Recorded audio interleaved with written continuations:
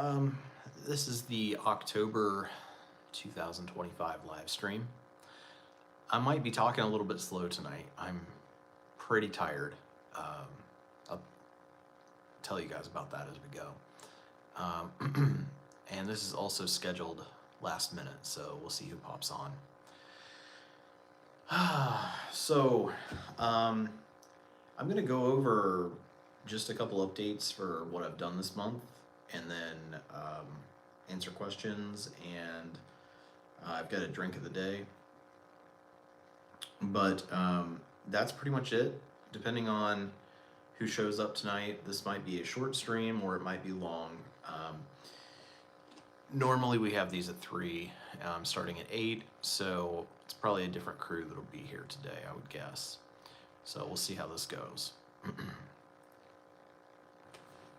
Starting out, until everybody pops on, I see a couple people have, but until more people show up, we'll just go ahead and do the drink of the day.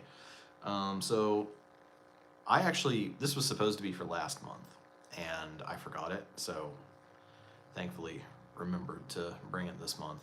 So this is the new Mountain Dew flavor. It's Mountain Dew.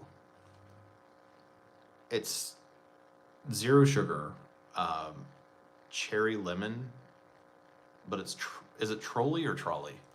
It's the like the gummy candy. So try this. The good thing about these is all of these like seasonal Mountain Dew flavors all have a ton of caffeine, which I really need right now. 113 milligrams in this thing.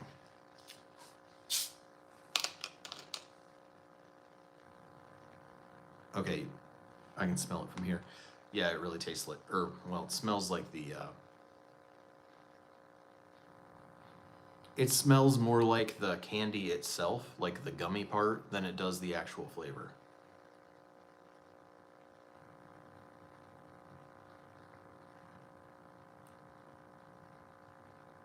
Yeah, it tastes alright, especially for this being the diet version.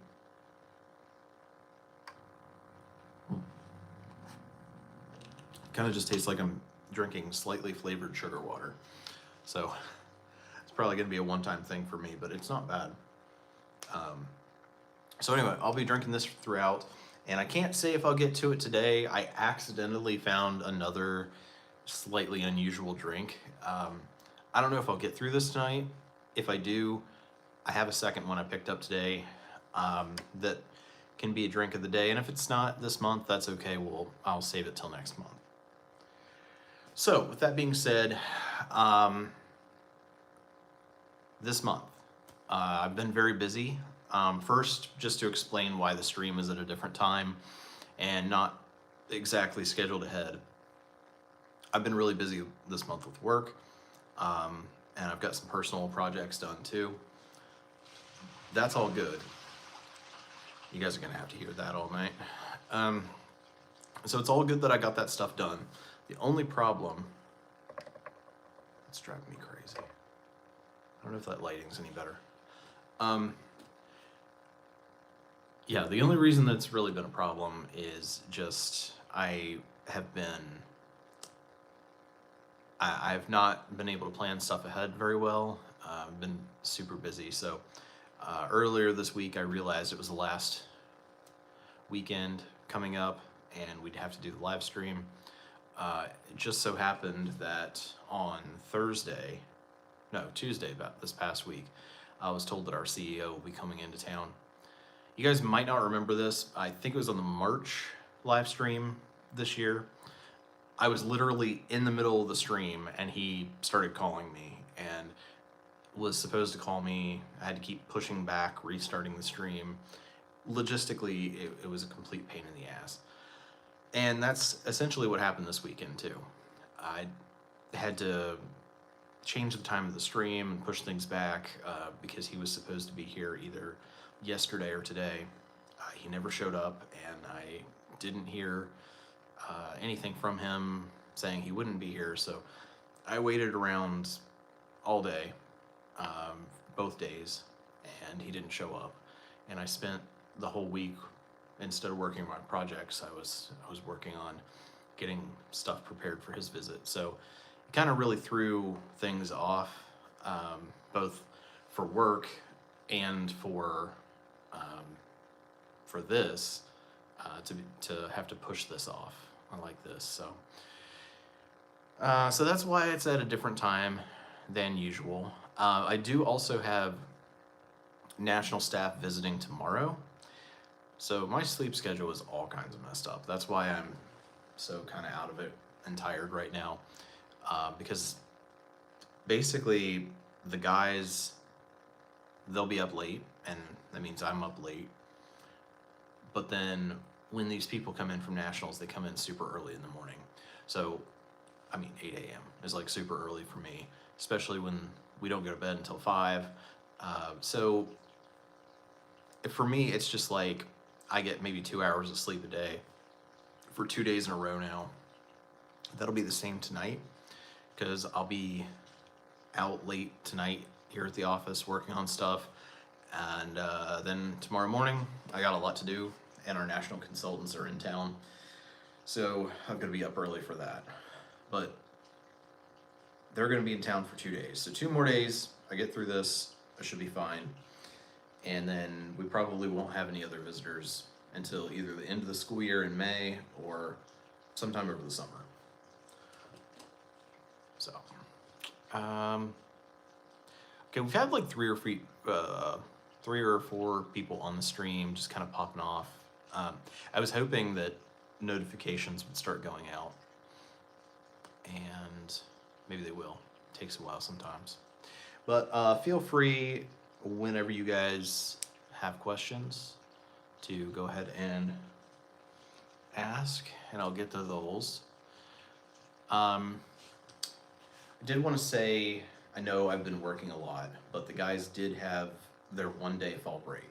It was on Columbus Day. And so I decided on Columbus Day that I was going to do something. 2 things, really, that I've never done. I know I've been talking about how I needed to prepare for winter here because it's very cold. I'm not used to that. As you guys can tell, I'm wearing a heavy hoodie here, just inside. But last month, I bought my heavy winter jacket.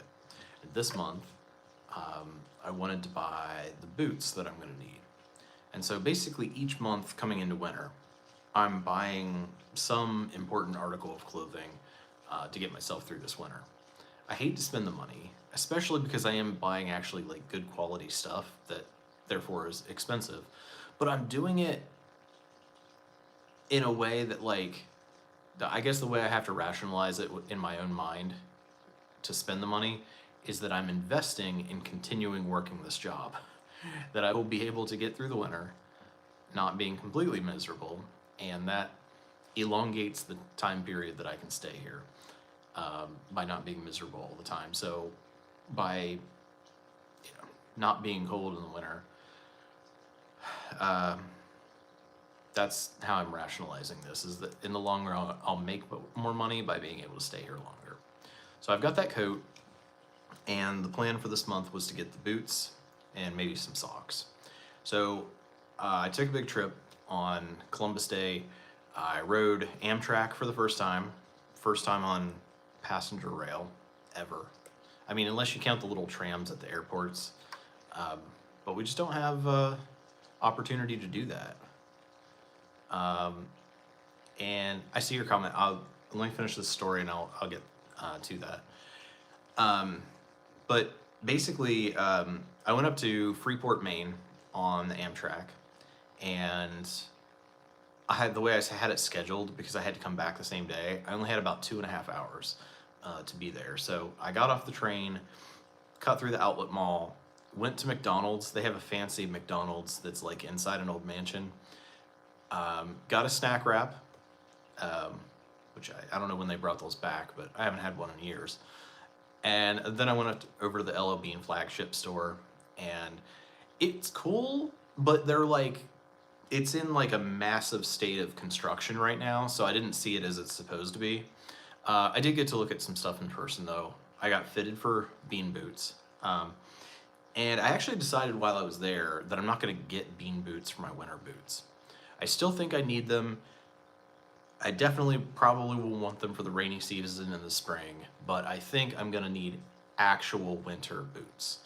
And it just so happened that LL Bean had a style of boots that's, well, not exactly winter boots either, but work better for that. And so I tried those on to get sizing, and then I went on that company's website and found like the actual style that I wanted. So successfully that day, I got to take a trip, did a lot of firsts, got to try on the boots, got fitted for those, both for the Bean boots and for the other ones. And then I'd also been looking at getting some Bean socks, so got to look at those in person. And yeah, basically that.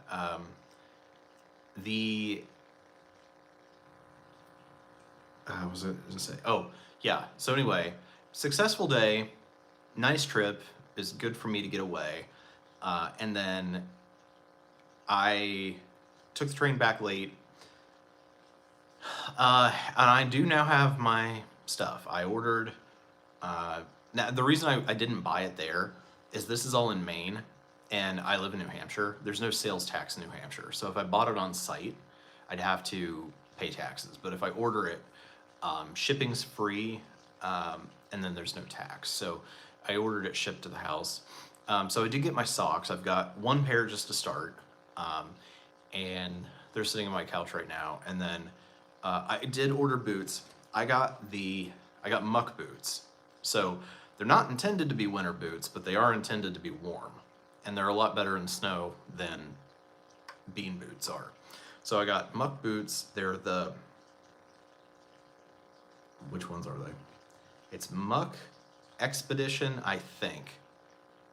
Arctic Expedition. It's the one that doesn't have the giant heel like this. It's got the thinner heel. And it's the mid height. So anyway, those will be my winter boots. They're supposed to be here on Tuesday. And I was able to pay for all this because, I'm working on those little projects to catch up on the side. And I don't know if you guys knew this, but I had been sending my storage unit place money orders, and they switched to a different payment system. So they sent 2 of them back to me and then had me pay by credit card. So I had these 2 old outstanding money orders that I ended up cashing, and then spending that money on getting boots and a pair of socks. And so I didn't actually spend anything to do this. On top of that, the goal for next month is either going to be a set of base layers, upper and lower, or it's going to be, I need to get a hat, like a winter hat, and gloves, so maybe those. But I got to do some research. So, okay, now I'm way behind on comments. That was my story about my trip and my progress on getting winter clothes to live here. I see people are stopping. Man, I can't talk today. People are starting to hop on, so let me get on the comments. We Who Are About to Die Salute You says, maybe on for about 22 minutes or so. I have to get my sleep cycle ready for this Thursday because I have to fly out early on Friday. Okay. Where did you get that? I think you're referring to this. I think they have the slushies at Circle K gas stations, but I have not seen them in 20 ounce yet. Yeah, this is from Circle K. I have never got a slushie from there, so I'm not sure. I generally find that if there's some like weird or temporary product, Circle K has it. And yeah, there's a Circle K in my town that's open 24 hours. So a couple of the drinks of the day that I've had in the past have been from there. I got this from there last month, but I was there 2 days ago and they still had some. So I think it's still something you can get.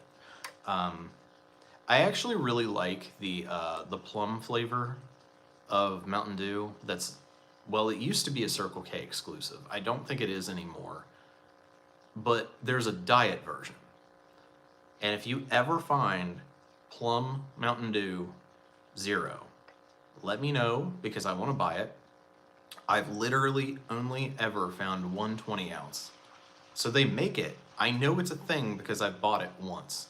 One Circle K in Indiana had one bottle of it. And I love that stuff, but I don't get it very often because I try not to drink very much sugar. And I've never found it again.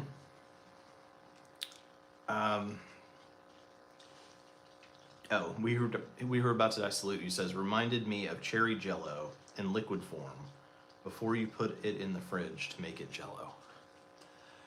Well, I've never drank yet. It's been a while since I had jello. I've never drank unsolidified jello, so I'm not really sure. I don't know if you watched the part of the stream when I first opened this.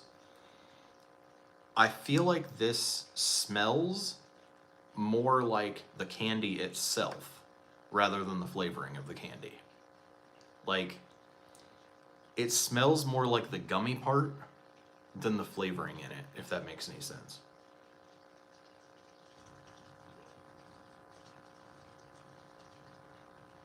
I mean, it's fine. It's just, I feel like it's almost like plastic flavored. Not that the gummy stuff is plastic, but whatever that is.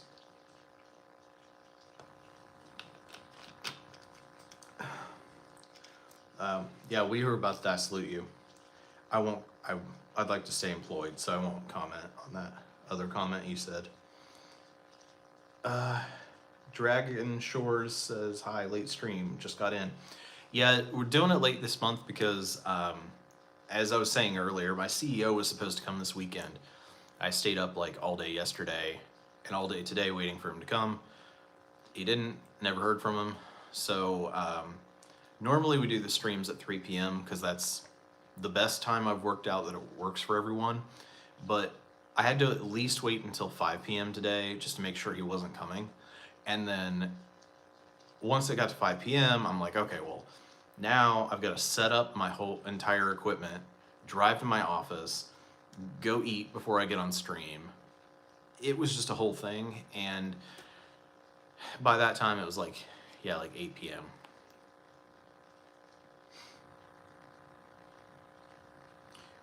John E says, are you planning on keeping the storage unit for the foreseeable future?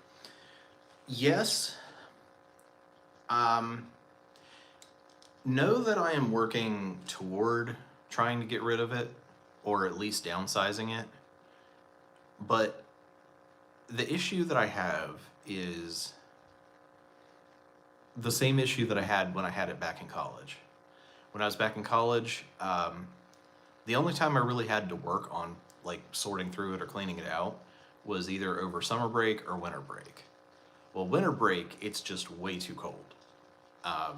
And summer break, I can get in there for like parts of the day, but big chunks of the day, it's actually just like solidly, it's a big open field, a metal building, metal roof. It's like 150 degrees in there. Like, I'm not exaggerating. Like, it'll be, 80, 90 degrees outside. But sitting in an open field, baking in the sun all day in a metal building, like, I have to bring like bottles of Gatorade to keep myself from passing out. So anyway, my point in that is that it's just like when I was in college, because now I'm working a job that's on the college schedule.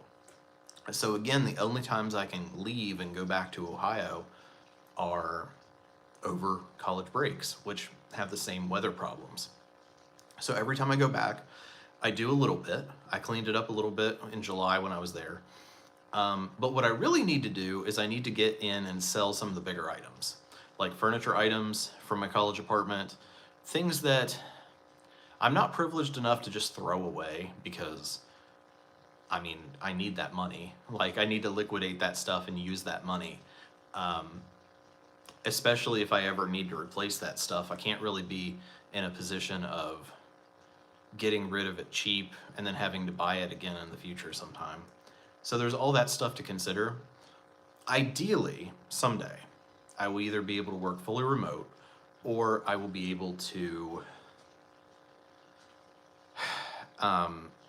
get a position somewhere reasonably close to there, like within 2 hours, so I could go home on the weekend and work on it. That'd be the plan. But that's where it's at for right now. We Who Are About to Die salute you says, do you have central heating in your room? This room, yes, in here. I do not. And let me tell you, it is cold in my house. Well, that's mostly because the guys leave the doors open all the time. But, so this house does not have central heating or air conditioning. It has mini splits, which is kind of weird. It's very common in New England for some reason, and I've never seen it anywhere else.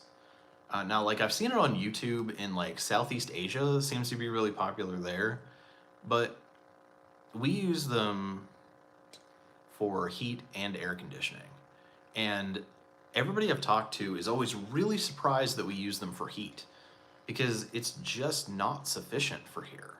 Like, we're in the Northeast, like, we're super far up there, and we're just on the edge of the mountains. Like, it is cold here. And those things just do not work very well in general. And that's the only heat we have. Now, in my room right now, I have one of those units in my bedroom, another one of the units in, it's supposed to be an office, but I use it as a living room. But I also have 3 like mini floor heaters, space heaters, yeah, those, which I know are really bad, like power consumption wise, but then again, I'm not paying the electric bill, so I'm already running those, by the way. I've got a big one that I haven't set up yet. That's going to be set up when it's colder, but I set both of those mini splits on 85, which is the highest it goes, and then I run my 2 little, the ones that I have set up right now, my 2 little space heaters, and that's just how it's going to be.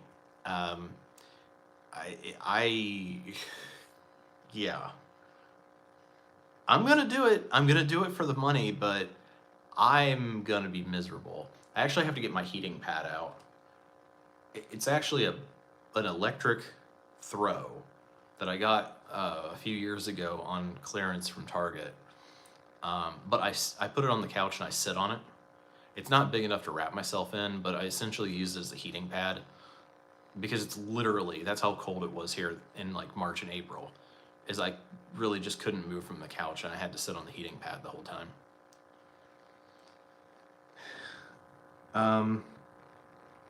We Were About to Die salute you says, McDonald's has their Monopoly game. If you look up AMOEs, you can play the game and win free food. I've been making meals out of them, entree, side, beverage, and dessert. I keep seeing people on TikTok saying they're doing that. In the past with McDonald's Monopoly, you would always just peel the thing off and it would just say like you won free fries or whatever, and you could go do that. When I went to that McDonald's in Freeport, oh, thank you, whoever liked the stream. But I guess I did it wrong. I didn't realize they changed it, because now you have to order certain items to get the tickets. Because all I wanted was a snack wrap, just because I haven't been to a McDonald's in a long time and I haven't had a snack wrap in like 10 years. So that's what I got. And oh, speaking of, I also forgot to say, on the way back from my trip, there's an outlet mall right across the street from LL Bean, and they had a Ben & Jerry's store in there. I've never actually been in one of those before. So I got the kid size, and I got, it was blue. I don't know what flavor that is, but the blue ice cream. So what is an AMOE?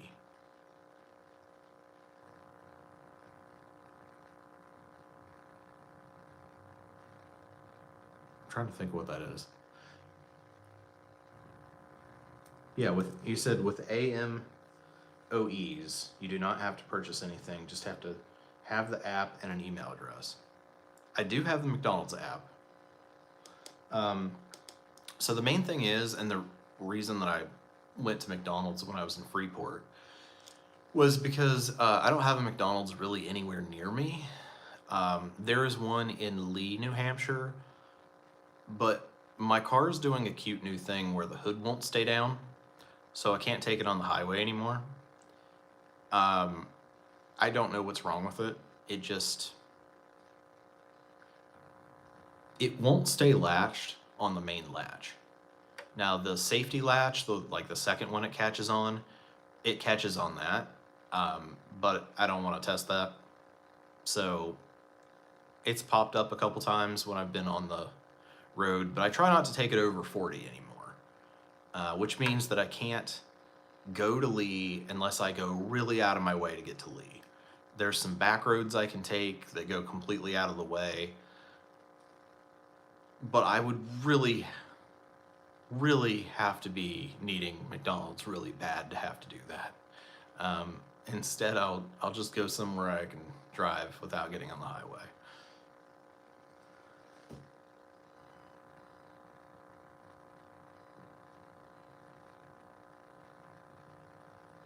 Dragon Shore says, any vlog, bring one back, or financial videos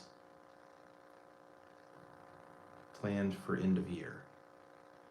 I don't have any vlogs planned, but what do you mean by bring one back? Because I think all the ones that I've made are still live on the channel. Now I do have financial videos planned. I'm still trying to get one a month up just because that's about all I can handle right now with everything I got going on.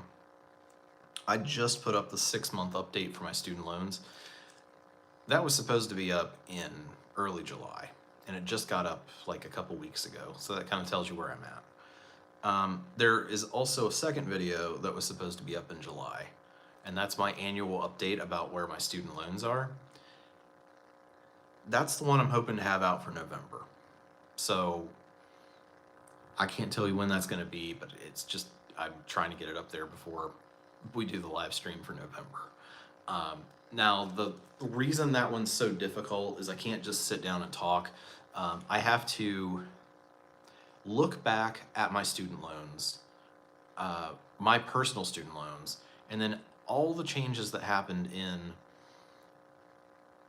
all the different legislation that passed and then was like sued over, and all the changes and all that stuff from 2020 to now. So the last 5 years. And that's because when all this stuff started happening, and you guys know about what happened, but when all that happened, like, it knocked me off track of everything. And I haven't made that annual video that I was making every year to give that update. I haven't made it since 2020. So now I've got to do 5 years, not just of the changes of my student loans, but in those 5 years, that's when everything changed. You know how many times there was a new student loan program announced, and then that was put on hold because of a lawsuit and all that stuff. So basically I'm kind of like telling that story of what happened there and what choices I made about my student loans, and then I'll kind of put out there where they are now. But yes, that video is coming next month. Honestly, I have not decided yet what I'm going to do for December, but I have plenty of video topics. I'm just not sure which one I'm going to do. It may not be a financial video. At this point, I've got a bunch of video topics that I've been wanting to make for several years, and I just haven't been able to make stuff. So I'm going to try. I have one in mind. It's the one I've been talking about that's like totally different than any genre of video I've made before. I'm going to maybe try to get that for December. I think, actually, because I do think this video is either going to totally flop or it's going to be popular. I don't know which. But if it does go popular, December would be a great time to put it up because that's when advertising revenue is highest. So maybe I'll say that that's the one I'll do for December. Yeah, I think you're right. We Who Are About to Die Salute You. I think it is Purple Thunder. It's the purple one anyhow, but it is plum flavored Mountain Dew. Which I'm gonna be honest, I don't think I've ever eaten a plum, so I don't know if that's what it tastes like, but it's good. And I have not been to Southeast Asia. I think I've told you guys about this. So in my 6-month update of my financial goals, I talked about my passport. I have never been out of the country. I've seen Canada. I have seen Ontario, if that counts.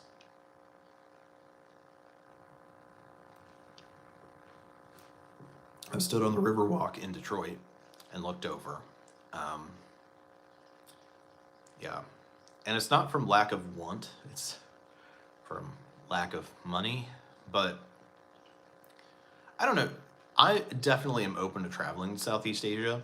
It's not like top of my list of places that I want to go see, but if I had the opportunity to go, I would. And well, I mean, provided I had the money and time off work, I definitely would. We Were About to Die Salute You says, each item has a different kind of game piece. Some sandwiches have physical game pieces, some have digital. So when I was there, they had some kind of value meal that was 2 snack wraps and fries and a drink. And none of them had any of the peel off things. You know what I mean? You peel them off and you stick them on your Monopoly board.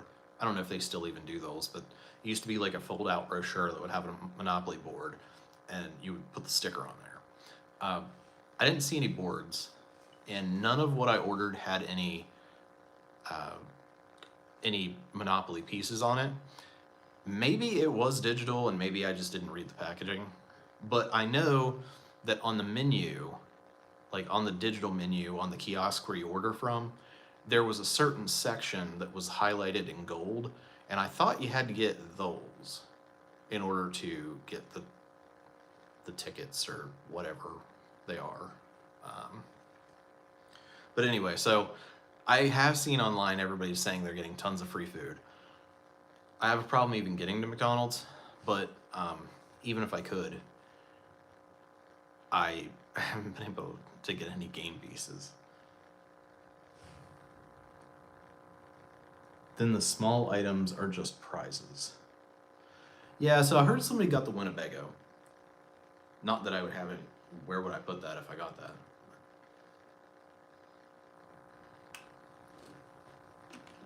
I don't know what else was available as far as the prizes, but if there was a cash prize, I'd take that.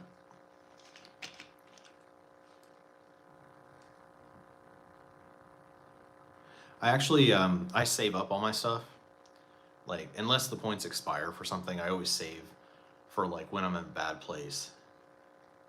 So all my rewards points will be saved up until I'm poor again, and then I'll use it then. So I try to plan ahead.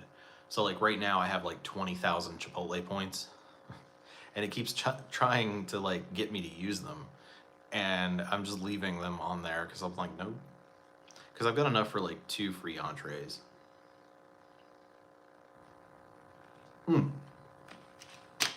Did you guys try the chimichurri?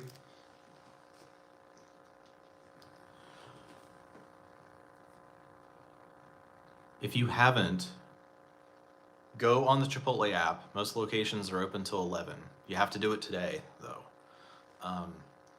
But go on the Chipotle app and use the code Chimmy25, and you get a free side of it today. I did that. That's actually why I went to Chipotle today. I needed to eat before the stream, and I wanted to get that since it was free.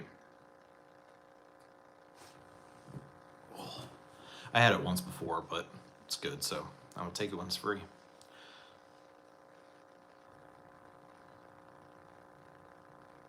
It is all digital through your app. Okay. I have not spent any time in the McDonald's app. In fact, I have a ton of points on there, and I cannot figure out how to use them. So I just keep accumulating points. I know that you guys in the past have got me to sign up for all the fast food apps, and I just basically don't use any of them because I either forget to use them or whatever. You know, I like the Chipotle one. I ordered online today because you had to do a digital order to get the coupon for the free chimichurri. But had I not done that, I would have forgotten to scan the thing again today. But like I'll occasionally go to Wendy's, never remember to use their app. Same with Chick-fil-A. Subway, I just gave up on even getting their app to work, but I do put my phone number in when I go there, and I get, or occasionally I get like $2 off, but I only do the deal of the day at Subway. I go on the days like today. Today was Philly steak.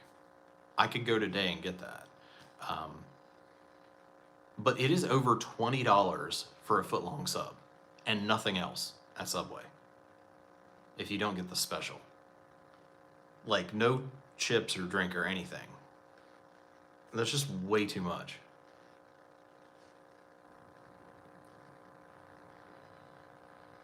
Look in your app and you should see a register to play. Oh, well, that's probably what I did wrong. Okay, I'll try to remember to look at that later tonight. I don't know how long this thing goes on, but I may not even go to a McDonald's again while that's happening. They had cars. Oh, for prizes. I could use that. That would solve some problems in my life. Make sure to check your points. McDonald's expires them. I never thought they expire, and I checked mine. I lost 9,000 in the hole. Yeah, mine are probably expired then, because most of mine were from 2023 and the first half of 2024 when I was living in the car and I had to eat out every meal, because that's when everybody was telling me like, hey, like you're eating out so much, you should get these apps. The best use of points, 1,500 for small cone or McChicken. I could do the cone. You know those cones are only 150 calories? That's like reasonable. I'm always shocked because like usually stuff like that is so many calories. And then occasionally there's something like that. But yeah, so, because like literally in my town, we only have Subway, Dunkin', but the Dunkin', I mean, they're not like primarily food anyway, but they don't even have the full food menu. And then there's this place called Moe's that's in a gas station, and it's supposed to be like sandwiches. I don't really like anything from there other than the meatball sub. But like I live in the absolute middle of nowhere. So there's like nothing here. And there are other restaurants, but they're one, very expensive, and two, open the weirdest hours. Like some of them are the ones that I really like. I mean, they're only open like at 3 a.m. when the bars get out. We also have a place, it's like for food trucks to gather. I can never find the food truck open. But the ones we have here are also super expensive, so I'm not thrilled about that. Let's see. John says, did you find an app to track to you? Did you find an app to use to track your spending? I started using Quick and Simplify. It sucks having to pay a few bucks per month to do this, but I thought it was worth it to see what I'm spending on. No, and I need to. It's really killing me not to at least be able to visualize my net worth. Because like I know I'm making so much progress, but like it's just kind of a feeling, and I can't really see it, and I can't show you guys that I'm doing that. So I saved all my data from Mint, but I realized that even though I did that, all it really gave me was the transactions, and it did save all of the categories and the labels and the notes and stuff like that, But the one thing that I'm missing that is really important would be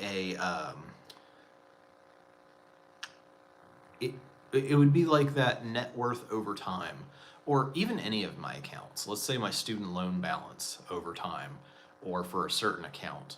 Um, all of that data is just gone. So I'm basically just starting over, but I also haven't had the time to look into what I'm gonna do. So I mentioned this last month.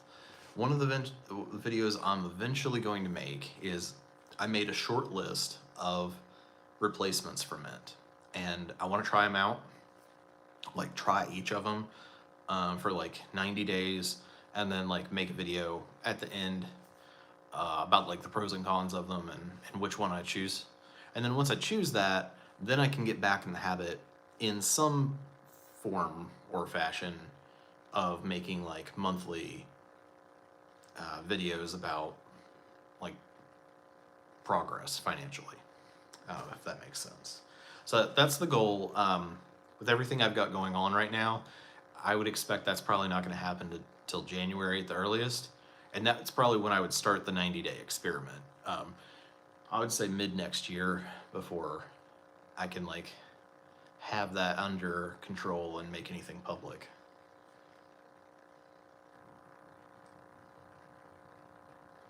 We Who Are About to Die Salute You says, think of points in dollars. So 1,500 is $15. To find the best value, the price of an item divided by 15%. What? Oh, price of an item divided by 15% of the price. Wait, to find the best value, the price of an item divided by $15, percent of the price, higher the percent. I don't know what that means. The price of an item divided by 15.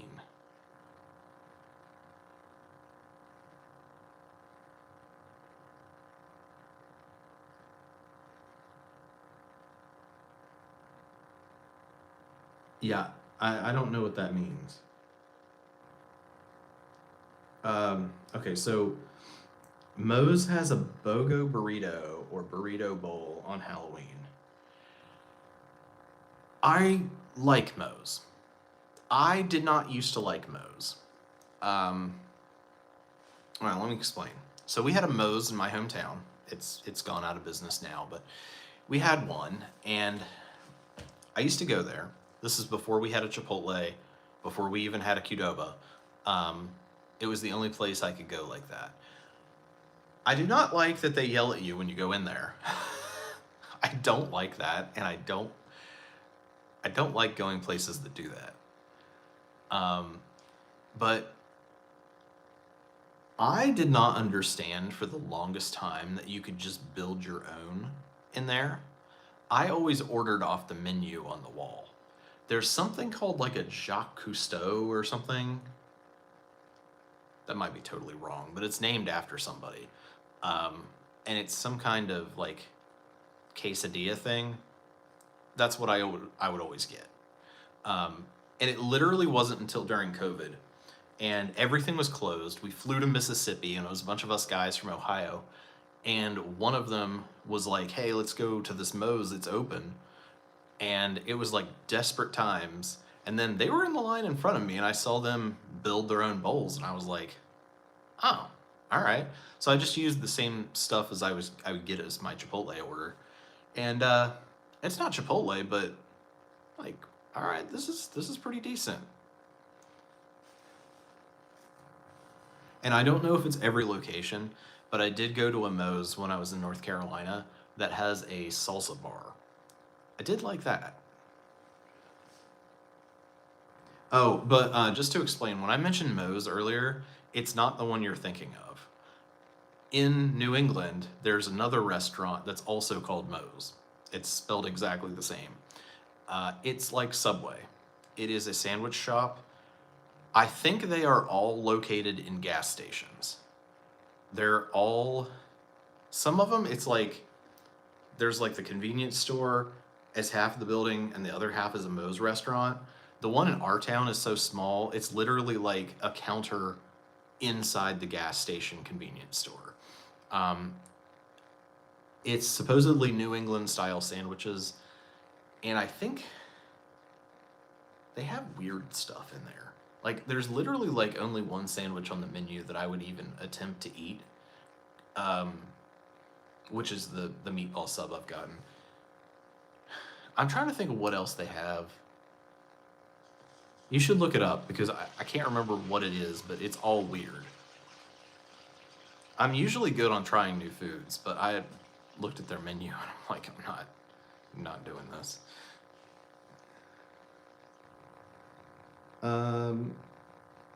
Yeah, I know you're talking about Moe's Southwest Grill. This is Moe's New England sandwiches or something.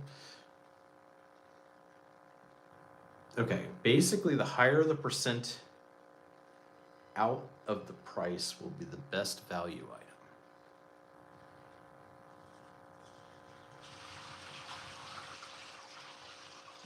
What are you even doing up there?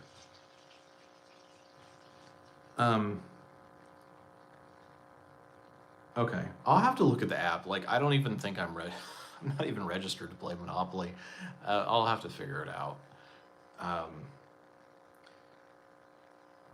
I might have to take one of my backroads trips to get to the McDonald's.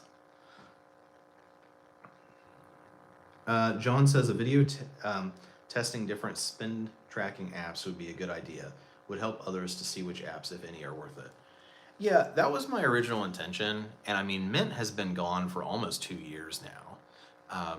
Of course, it probably would have been better if I'd made that around the time that everyone was looking for that.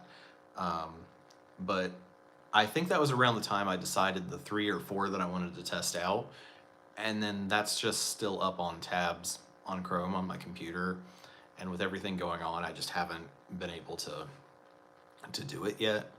I still think there's some value because if I'm being honest, I don't think that there is like a solid replacement for Mint. So I think a lot of the people who have tried other apps after that probably still aren't like really happy and are still at least casually looking for something else. So I don't know. Like I said, I have 3 or 4 picked out that I wanted to try. And I'm just going to set like a 90-day timeline. I'm going to set up all of my accounts in all 3 or 4 of them. Track, like categorize, track all of my expenses for the 90 days or so in there. And then at the end, I'll make a video essentially choosing one that I'm going to move forward with and give like the pros and cons of each of them.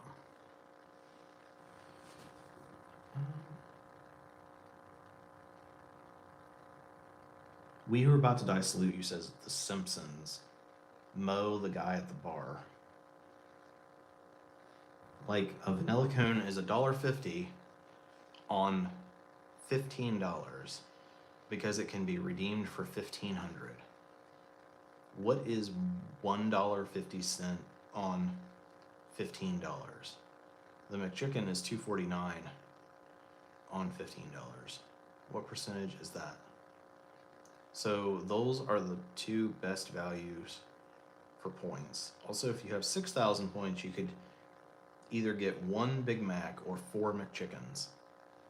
Well, yeah, I mean, it would sound like the McChickens would be a better deal there. McChicken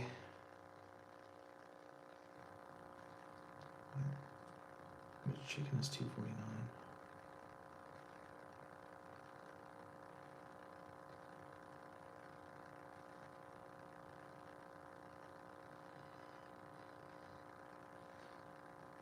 Okay, so are you saying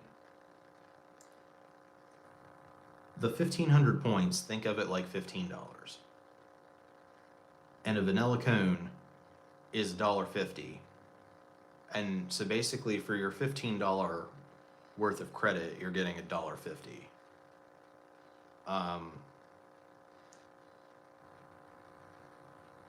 or you could get $2.49 credit, or $2.49 worth of food on $15 credit. Okay. I mean, I'll have to look at all the numbers, and I have no idea what stuff costs. Stuff costs more here for sure. Like, I'm in a very high cost of living area, so it's likely that it's a lot more here. I don't eat out that often, but when I do, I mean, I have to be very conscious of it. Not that I'm not struggling as much now. I have money in my savings, or like in my account. It's not like I have to check and see if there's enough money in my account. But like, I do get surprised sometimes. Like, how is Subway $20? Like, consistently $20 or over for one sandwich. And I mean, like today, even with getting the chimichurri for free, it was $13 for a steak bowl at Chipotle. And that was not getting a drink or anything. And there's no tax here, so it's not even accounting for that. It's just everything costs a lot more here because I'm in Boston, right? Like, well, I'm in New England. I'm technically in Boston. I'm in New Hampshire on the border of Maine, but we're in the Boston metro area technically. So it's like major city prices.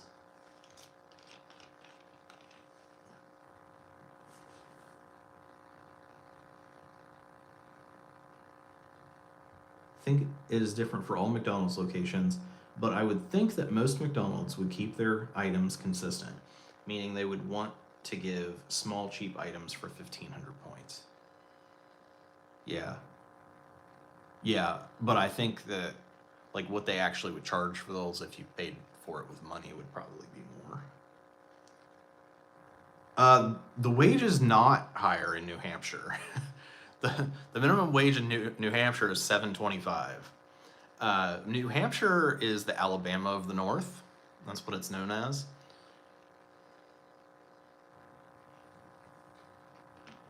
All the surrounding states have so like Mass, I think they're like 15 an hour, something like that. I'm on the border of Maine. They're like 12 or 13 an hour. But and I mean, of course, Massachusetts has universal health care. But New Hampshire, yeah, yeah, it's just very expensive, and yeah. Okay, let me see here. Find that in Kentucky people have it harder. Footlong is $8, so it will eat up an entire hour's wage. But in Mass, it may be $20, but the wage may be higher proportionally. It's a better deal. Well, so yeah, I mean, like the $8 is more what I was used to too. I'm still shocked. Like, I went to Circle K last night and I got like 4 items. That was a long story. A fist fight broke out in the house last night. I just didn't want to be involved in that, so I didn't go to the grocery store. So I just ate junk food for dinner from the gas station. But like literally, I didn't get anything outlandish, and it was $17 and something.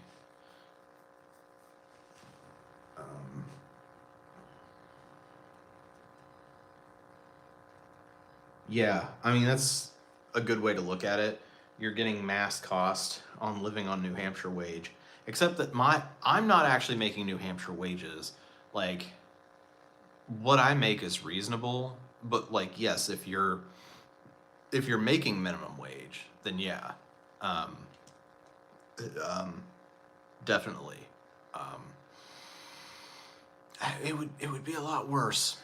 I'll tell you though, like our cleaner, for example, she makes more than $25 an hour in New Hampshire. Now me, I probably make less than minimum wage technically because I'm on salary. But the thing is, that's allowed because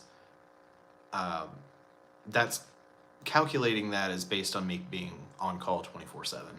So however many hours there are in the week, divide out my salary for what that is. I'm pretty sure I make less than minimum wage, but it's allowed because of the type of employment that I'm in. Yeah, exempt versus non-exempt, yeah.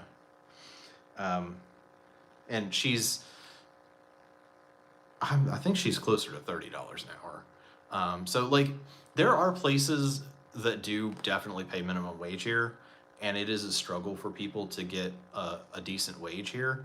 But at the same time, just because the cost of living is so high, realistically, places do have to pay a higher wage.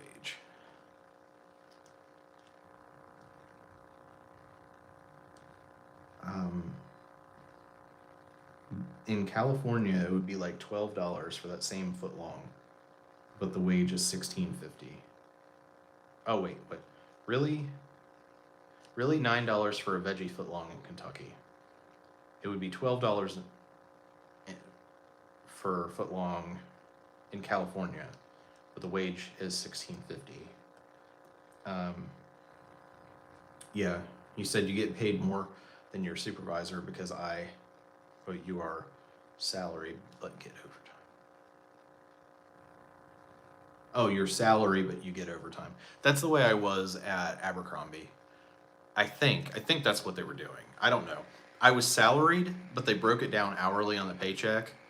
But then I did get overtime, but we only got paid half time for overtime, which there was a whole lawsuit over, and I did eventually get some extra money from that. Yeah, I've been in a situation like that before where I was salary but got overtime. Now, I'm actually confused about something because not that I've had any furniture assembly tasks recently, or if I'd even have time to do them if I did have any leads, but I do sometimes get tips from that. And whenever that new tax bill goes into effect, you're supposed to not have to pay taxes on tips. But then I found out that it's like only certain types of jobs get tips not taxed. And I'm not sure what type of job I am and if that qualifies. That's something I'm going to have to figure out.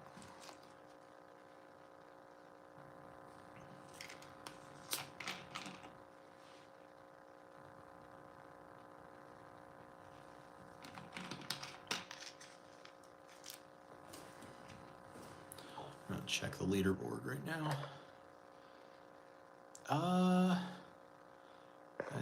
Let's see, on the top fan leaderboard, John and We Are About to Die Salute You are tied with 75 XP. And Dragon Shores is in third at 50 XP. All right. Okay, well, oh, TMUSA's here. Hey, I'm glad you're here. I know you have a regular job, so I didn't know if you'd be on this late. I explained earlier, but with the whole CEO coming and everything, I had to push it back just in case he showed up today. Back in May, I tried to do it when he was supposed to come, and then he called like right in the middle of it, and I had to stop the stream. So he did not end up showing up, which is good and bad. But because of that, I'm gonna have to get through tomorrow. We've got a national visitor, 2 of them, and I think they might be here Tuesday as well. But after that, things will pretty much go back to normal, I think. I would think so.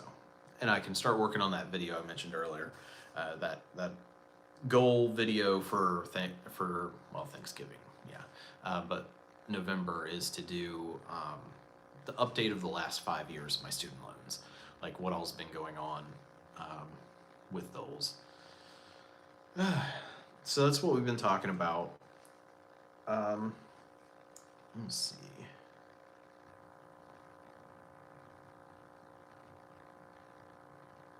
Let's see. I'm at the bottom of the comments. Okay. Well, Team USA says, I'm an hour earlier, Central Time Zone. I'll listen back to what I missed. Okay. Also, guys, are you getting ads on this video? Because I found a hidden setting on YouTube today as I was getting this stream together, and I changed something.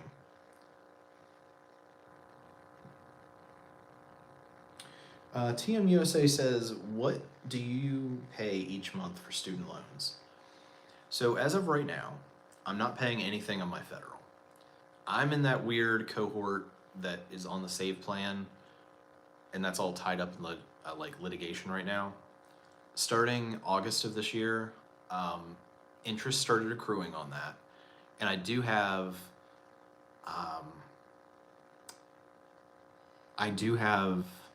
about $100 a month accruing in interest each month now. I see that going on my credit report. There's no payment due, and about every month there's a court hearing. They're not really making a decision, and then they just set another court hearing. So I'm not sure how long it's going to go that I don't have to make a payment. But I do have my 2 private loans, and between the 2 of them, I am paying, I want to say it's $525 and some cents per month. But it just changed, because when the Fed lowered the interest rate, my interest rate went down by 0.25% on each one. And the first month that it did that, it didn't change my payment amount. The second month, it didn't change it for the bigger loan, but it reduced it by like $2 a month for the smaller loan. And that's this month, the one, well, the payment due in November will be that one. So I'm gonna keep it the same, like the $525 or whatever I've been paying. And I'll just, not that it's gonna make a big difference, but I'll just pay that extra $2 payment to the smaller loan.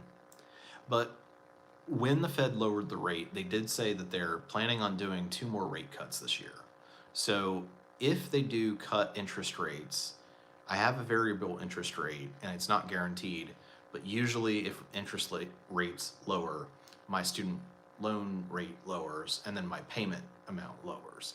So if I just keep paying that $525, even though I'm not really able to make extra payments to the loans right now, that tiny few dollar a month extra payment to the small loan, I guess is better than nothing.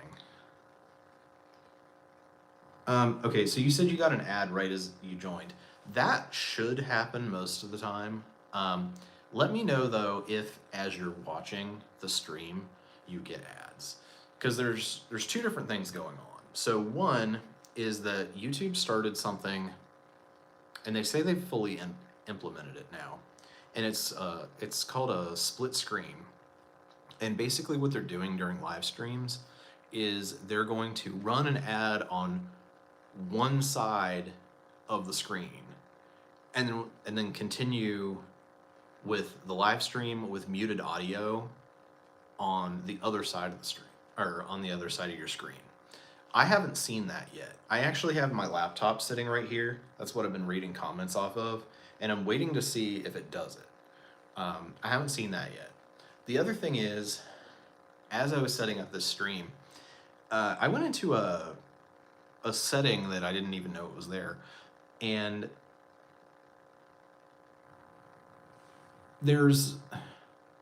normally what I do is I have to manually enable monetization on these streams. I don't know why it won't just stay on, but I have to do it every time. But I do that, but I've never adjusted that before the stream on the laptop before, and I did it this time.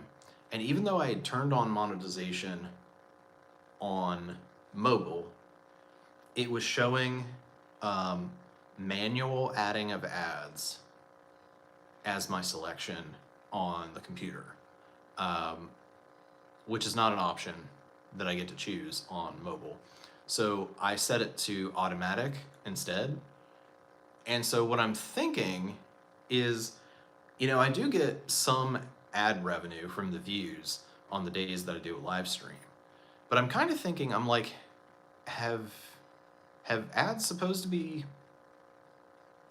have they been supposed to have been playing throughout the stream, like the entire time, and I just never turned that on? I don't know. But I can say, I don't know if you guys heard about this. It's not just me, but I was talking to Panda Boss Anna. She's from the UK, lives in Poland, and I was talking to her the other day, and we're both in the same boat where our views are massively down. And I know for me, it's like, well, it's probably because you're not making content, but it's happening to her too. And so, like I can tell you, I made $14 this month off of ad revenue. That's like just way down, and views are way down, and so basically, I would say it's the majority of YouTubers have found that over the past 2 or 3 months, something's happened where they're just not getting views. Every video they publish is like underperforming all the previous videos. Same with me. That video that I put out last month, it's 10 out of 10 because YouTube ranks it out of your last 10 videos that you put out, dead last in views. And so I don't know what's going to work out in the end, if they figure out a solution, but I mean, yes, my primary problem is I just need to put out content, but it's not just as simple as that. It's happening to people who are publishing regularly too. So I don't know. So I had an ad pop up midstream here. And so it's working on mine. I'm just wondering if it's working for anybody else. And this has never happened before, by the way. When I'm here looking at the comments, I never have on-screen ads pop up. So it's going to be interesting, especially in the months when I only do a live stream, how that affects things. Because right now the live streams are getting the most views out of everything I'm making. So it might make a pretty significant difference.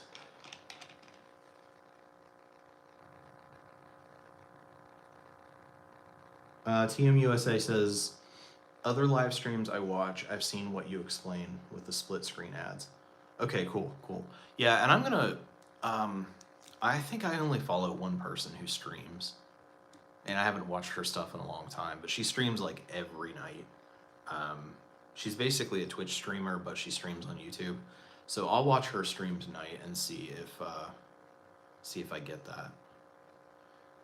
They've actually been launching so many new features that I can't keep up with them.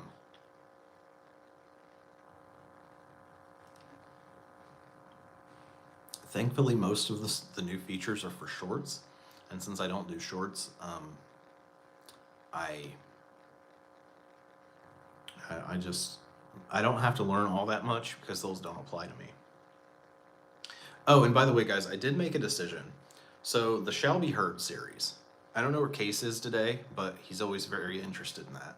That's the story of why I dropped the lawsuit and the whole backstory of the girl and all the stuff. I am still absolutely going to make that. As I've explained before, there's a lot that has to happen before that can happen. But I got an idea and I'm going to go with it. Basically, I am going to create an entirely separate channel just for that content. And it's because it's literally 50-50 of people who want me to do it and don't want me to do it. And so I don't want, and because I have to publish so many different videos, because it's such a long story, I don't want to publish like 100 videos in a row of something that people don't want to see while I'm trying to grow the channel. So what I'm going to do is I'm going to create an entirely separate channel. I'm going to put all that content on there, And then probably in the community section here, I'll link back to like when I upload a new batch of videos there. And I'll like kind of push you guys toward that channel. So if you want to see it, you can go there and watch it. But it won't be something that comes up in your subscription feed for this channel. Because like I think that needs to be out there, but at the same time, it's I don't know. I don't want that to be the main focus of my channel. So I'm making it in video format, but think of it as a YouTube podcast because I'm going to be telling a story. But the reason I'm doing it as video is because later, like in the later episodes of it, there's going to be a lot more like showing pictures and screenshots of messages and things like that where there's stuff that I visually want you to see, but that's the only reason I'm not just doing it as a YouTube podcast. But yeah, so I decided I'm just going to do that. I'm going to create an entirely separate channel. The format of it will be as if it's a podcast, but it'll be a video podcast essentially.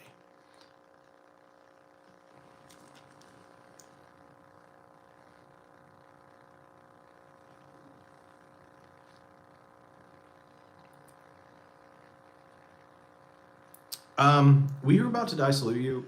I am going to show my face. It's just going to be like this. I'm just going to be talking. You said it could be used against you. Technically, yes, but kind of no.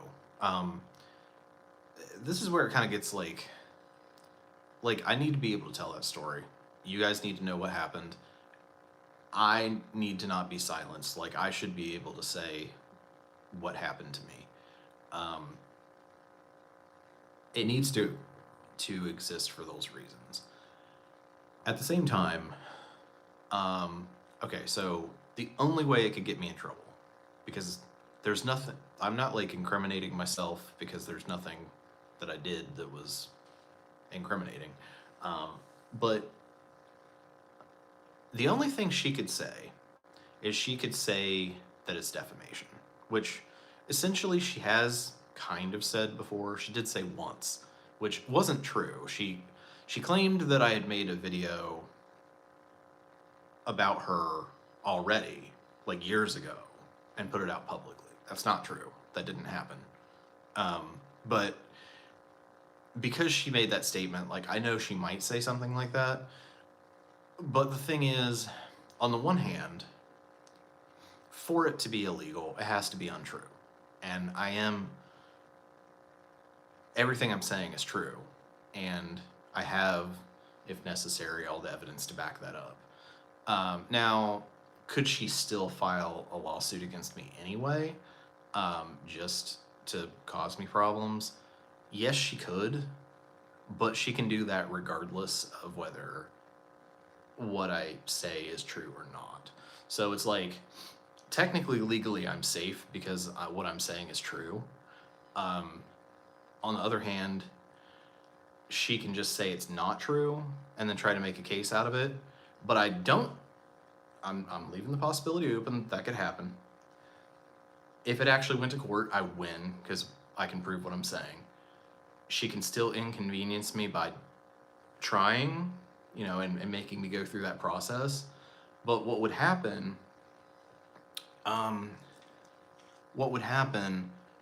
is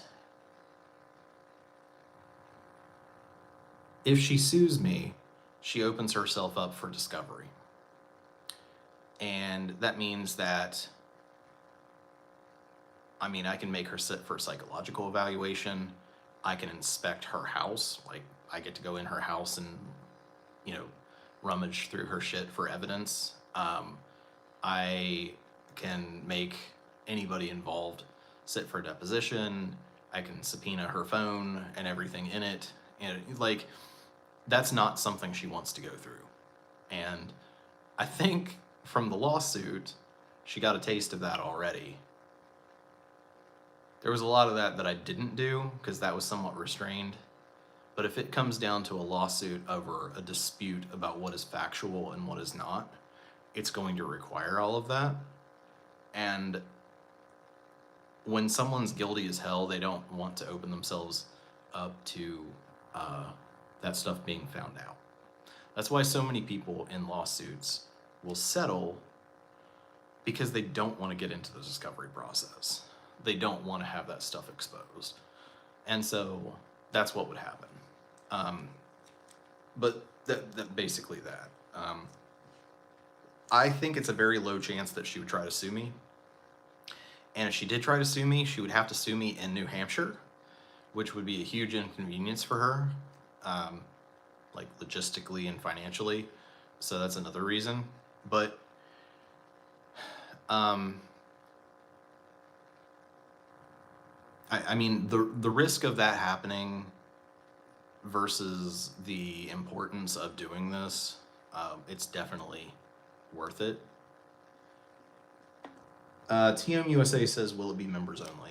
No, I don't want to do that. Well, one, I don't really even want to ask anybody to pay for just to hear that story. But I want those, like, I want that story out, right? Like,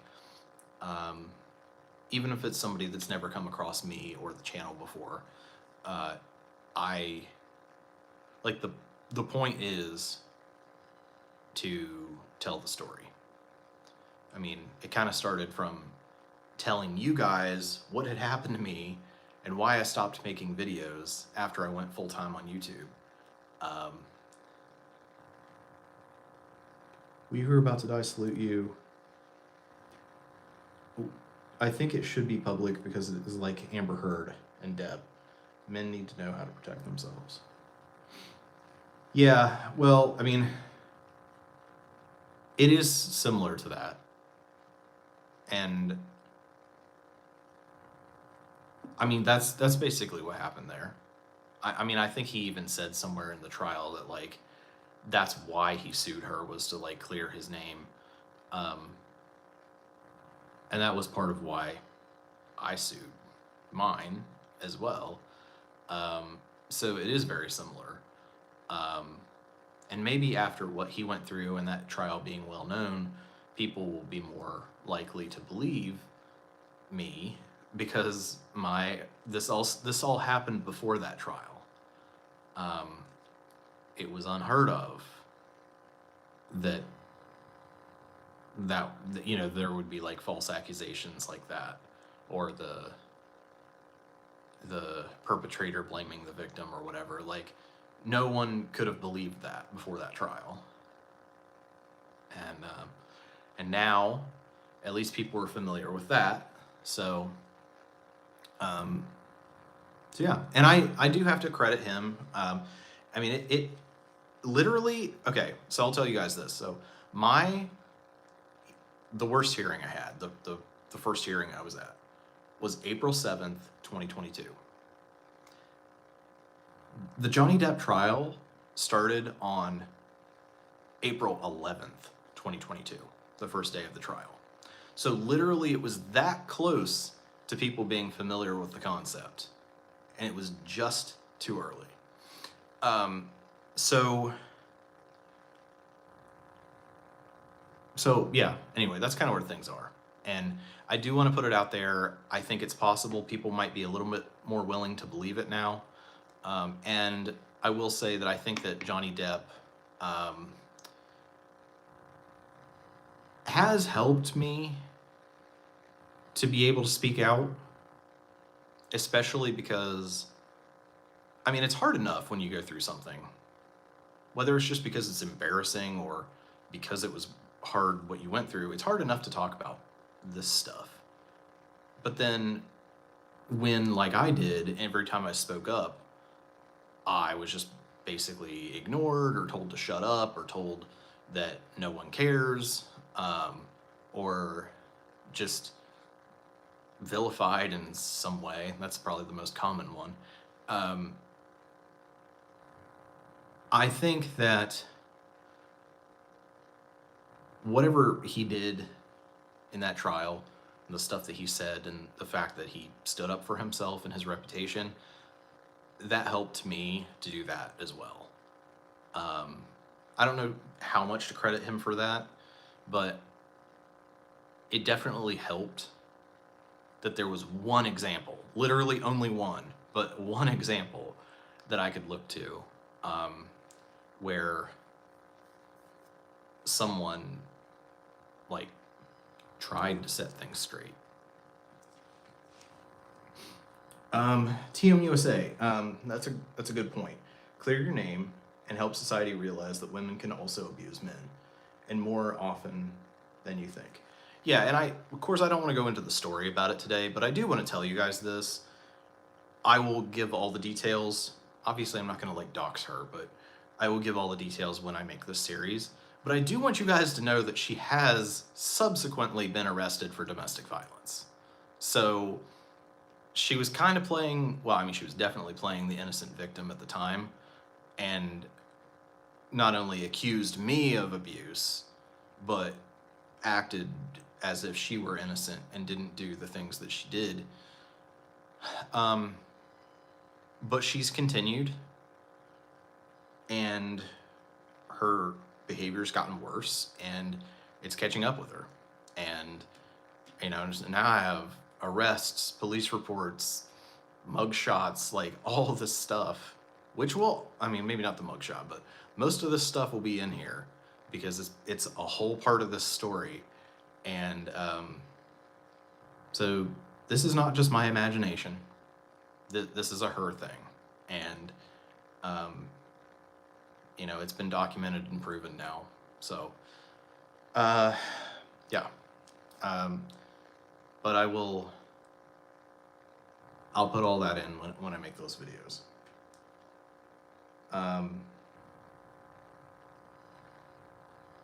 Oh, okay, cool. You just got an ad. So, you know, it'll take a couple days for that analytical data to process, so I won't know for a little while, but I'll see if it makes a difference, especially when views are down so much and the ad revenue is down so much. Putting ads on these videos will definitely help. We were about to isolate you. The bad thing is in courts, so much is covered up. Like, you're not able to bring video cameras in courts, especially divorce courts. Yes, so I do have a video of my first hearing, the one that was probably the worst out of all of them. Now, the video does cut off like the last few minutes, but I have a video with audio of like the whole thing. When I appealed, I have a court reporter's transcript of that. I don't have video or audio of it. Now, there is one interesting thing. The initial hearing, the one that I was not a part of, like basically when she went and filed the restraining order, there was an immediate hearing. That's required to be recorded, and it wasn't. And that's, I don't want to go into too much detail, but that's going to come up later. So I don't know what went on there. And whatever went on there resulted in some things being done that were not legal by the magistrate, which led to me being dragged into this stuff in the first place. Basically what should have happened is she should have gone in there and it should have been outright rejected, not even a hearing held, because it was just so absurd and she didn't have anything that she needed to even qualify for having an emergency hearing. And that's not my opinion, that's going based on the rules of what is required. So there was a lot of stuff done that shouldn't have been done, and magically a recording wasn't made, even though it's legally required to be. So there's a lot going on, guys. This is not just going to be a story about her, but it's about me fighting the court system too.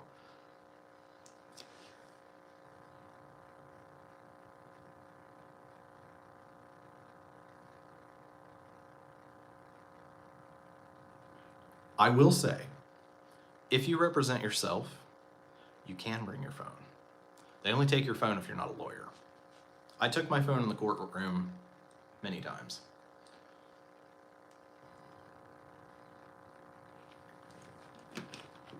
So if you're your own lawyer, you can do that. All right, I'm gonna take a quick break. Give me like 3 minutes. I'll be right back. If you guys want to leave any comments, I will respond to them when I get back.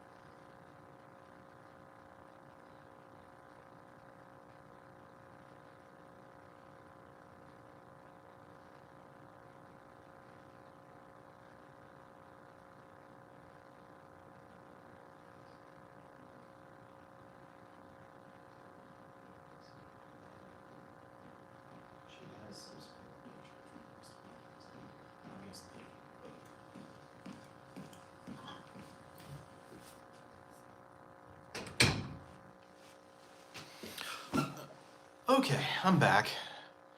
Cool. We didn't lose everyone.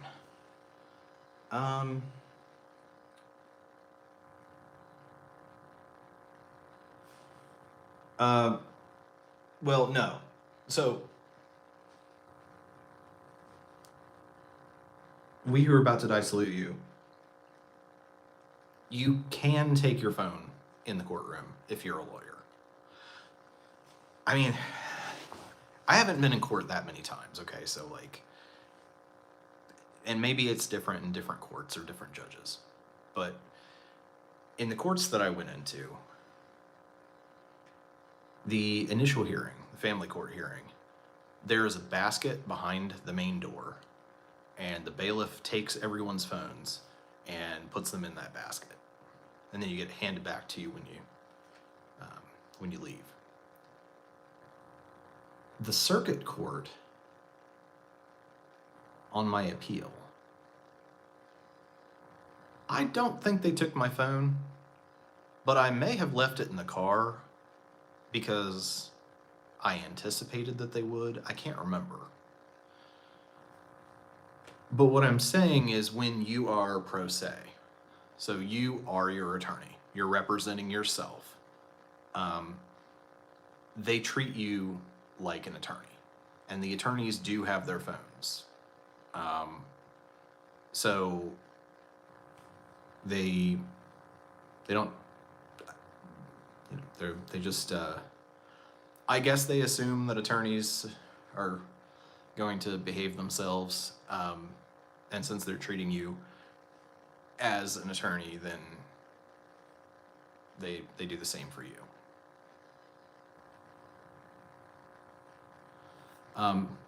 Although I will say, in my roommate's trial, Now, that's a different state, so totally different. But in my roommate's trial, I had my phone with me the whole time.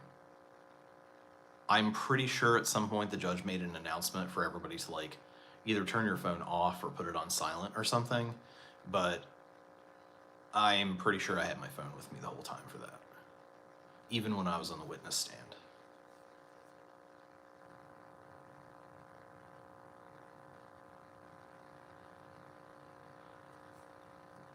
We Were About to Die Salute says they really need to have signs stating if phones are allowed or not, just like no smoking signs. Well, I think at this point, very few places have no smoking signs because you're just supposed to know that now. The only places that I see it are in like very old buildings that sign's probably been there for a long time. I remember even back in 2005, the classrooms at Ohio University had those in them.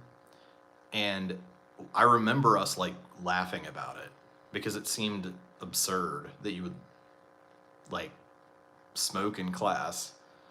But I think they had just been up for like 20 or 30 years when it was normal to smoke in class before that.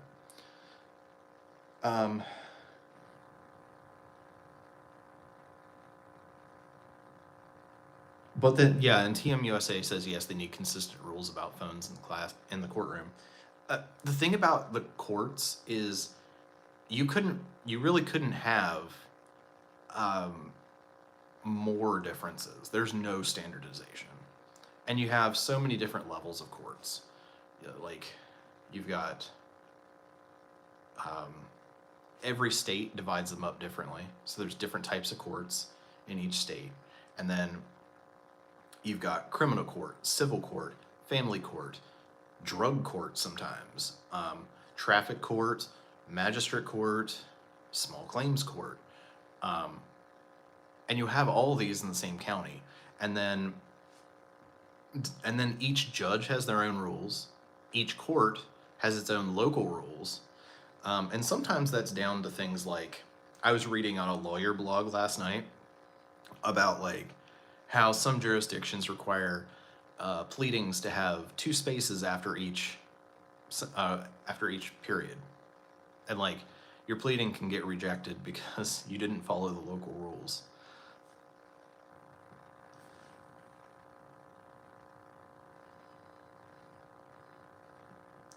Yeah, We Were About to Die Salute You. So I do agree that I have seen some signs that say, it usually says no smoking or vaping, but yeah, you're right. And I will also say that with vaping, people are more bold about getting away with that in public. Like when I used to work at a tech startup, they'd still try to sneak it, but they were fairly obvious with the people around them that they would do it. But I know, like our cleaner vapes in the house. She's probably not supposed to, but I don't think she would light up a cigarette in the house. So I don't know. I know it's the same thing, but it's also like slightly different, where like people think they can more easily get away with it. TMUSA says the Donna Adelson case was a good example of that. I've never heard of that. Was it, you said is a good example of that? Is that the having your phone in the courtroom?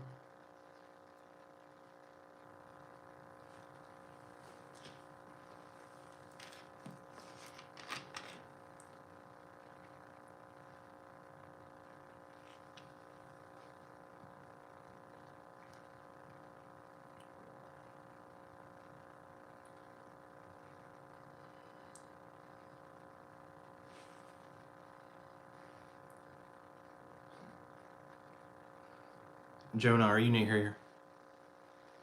Or are you joking with me?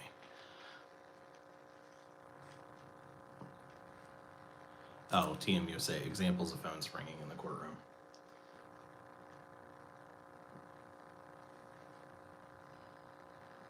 Yeah, I'm gonna wait until they respond before I say anything.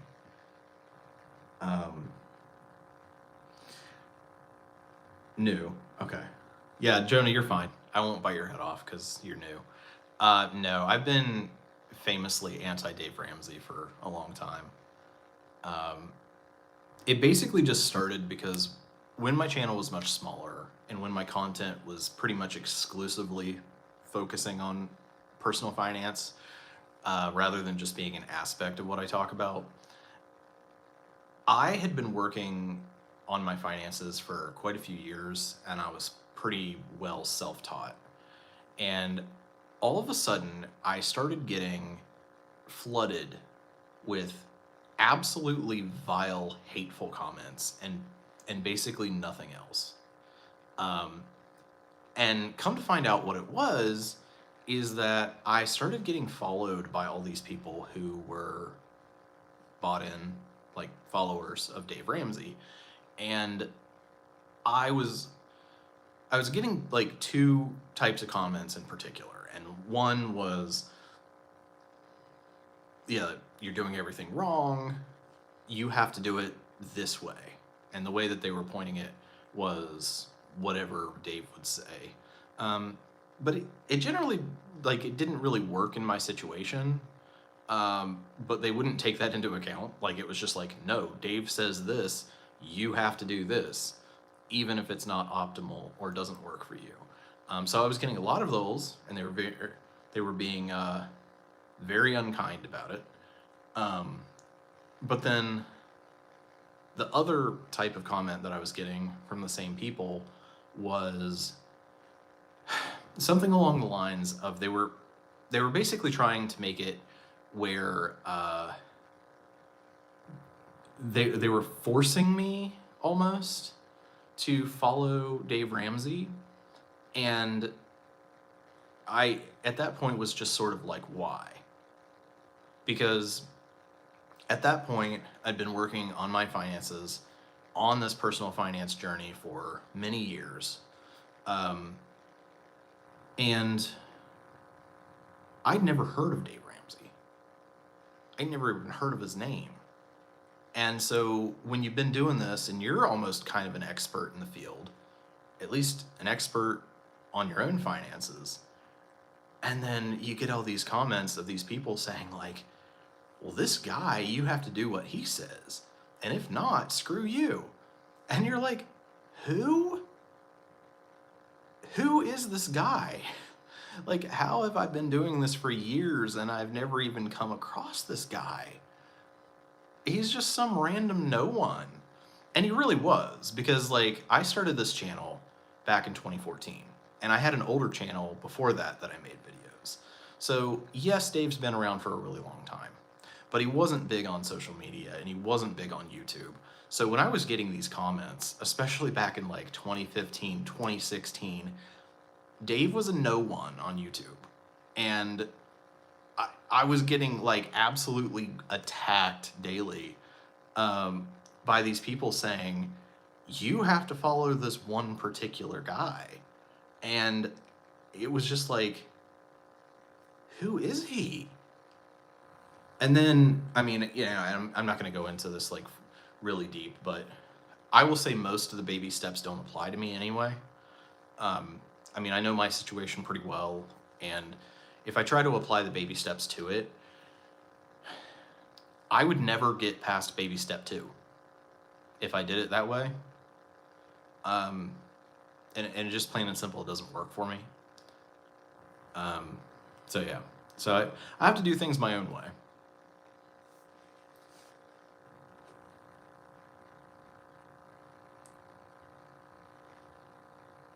Oh, we were about to die completely. I think I did good. I didn't blow up at anybody.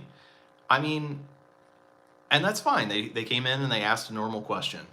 That wasn't the kind of comments that I was getting before, and I'm glad that those people were mostly gone.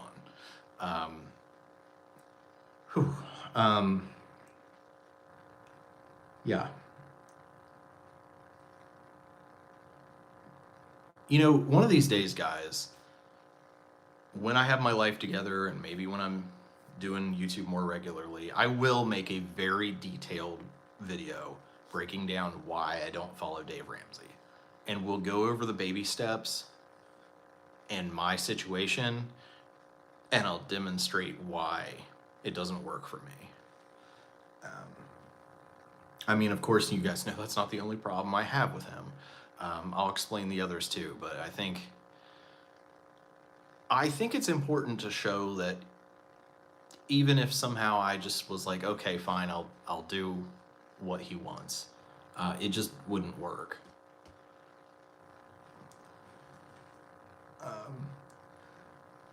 TMUSA says, I have binged a lot of Ramsey and feel like I've heard it all. Can guess his reply. Ramsey diehards are brutal. Well, the thing is, Dave will never admit that he's wrong. And so he would never admit that his program wouldn't work for me. You know, he would turn around and blame me. But, you know, is that actually true? Or, you know, is it realistic that his program works for everyone? I don't think he'd be really, I don't think that he'd be really willing to sit and listen to the explanation of why implementing that wouldn't work.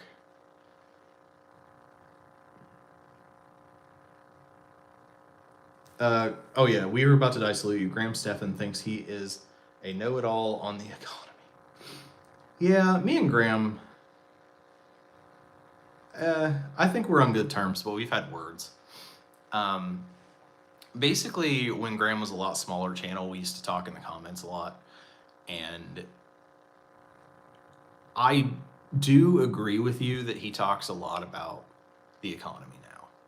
I liked it before when he was talking about personal finance and about how like he built his career and things like that. And on occasion, he'll still make a video. I'm subscribed to him. He'll make a video like that, and I'll still watch it. But I would say most of his stuff just feels like stuff I'm not interested in.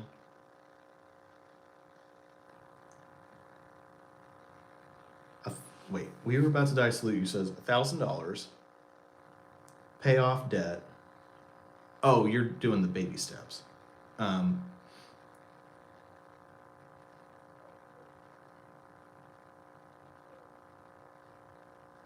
don't know if you guys can hear that. There's a dog upstairs.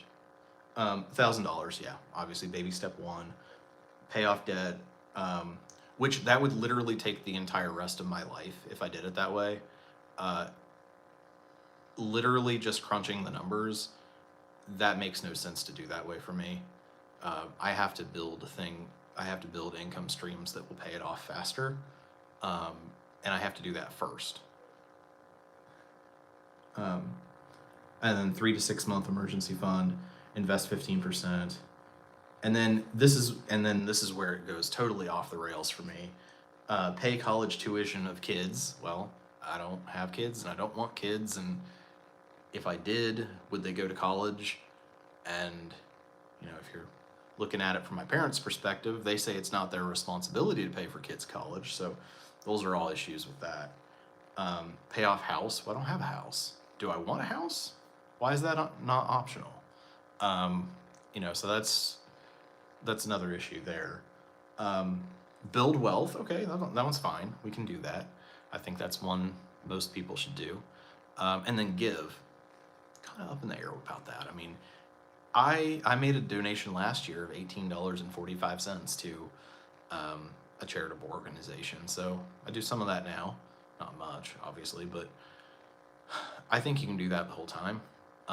If that's a thing you want to do. To be honest, unless you're doing it just because you want to give and doing it just for the kindness of it, I don't see the value in giving. You know, if anything, I will say, like, my parents always wanted to like leave money to different organizations, and they have just never had the money to. So if I'm rich someday, I might do that for them, but that's just because it's like a them thing, not a me thing. And then I definitely have a problem with the whole beans and rice thing. You will die. I mean, that just plain and simple. If you even eat just beans and rice for every meal for a year, you will die. Probably that year or soon after. It's literally that simple. You will have so many nutritional deficiencies and cause so many health problems. You won't have to worry about your financial life because you'll be dead.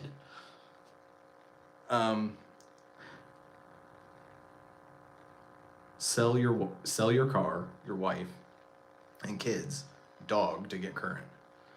Yeah. I don't know if you can still sell your wife in West Virginia. That used to be a thing. I don't know if that ended.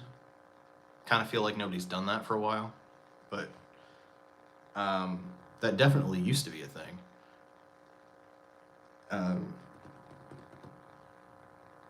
But like, yeah, sell your car, which I got an offer for $400 for my car. But like the value it provides by getting me to the office and getting me to the grocery store is worth a lot more than that $400. Obviously, no kids, don't have a dog. TMUSA says, I watch Graham too. Yep, beans and rice from Dave. I like the Money Guys. I don't know if I've seen the Money Guys. I'm not sure. I watch a lot of financial channels, but I'm not sure. I know that's not one I watch regularly, at least. Unless, are they the ones that have something similar to Dave Ramsey's Baby Steps? Like they have their own system? Because whatever group that was, there was one thing that I liked from theirs. And that was, it was about sinking funds. And it was to set up a sinking fund for deductibles. So like for myself, like I have a $500 deductible on my car for my car insurance. So that's the only insurance I have. So I would set that up and just set that aside so I have it in case I need it. And I thought that was a really good idea. Yeah, Money Guys have order of operations. I think that's where I got that from. Oh, I had no idea that Graham had his own program. I have a feeling I'd probably disagree with it though. Graham lives like the 1% because he lived with his parents. He won't tell you that.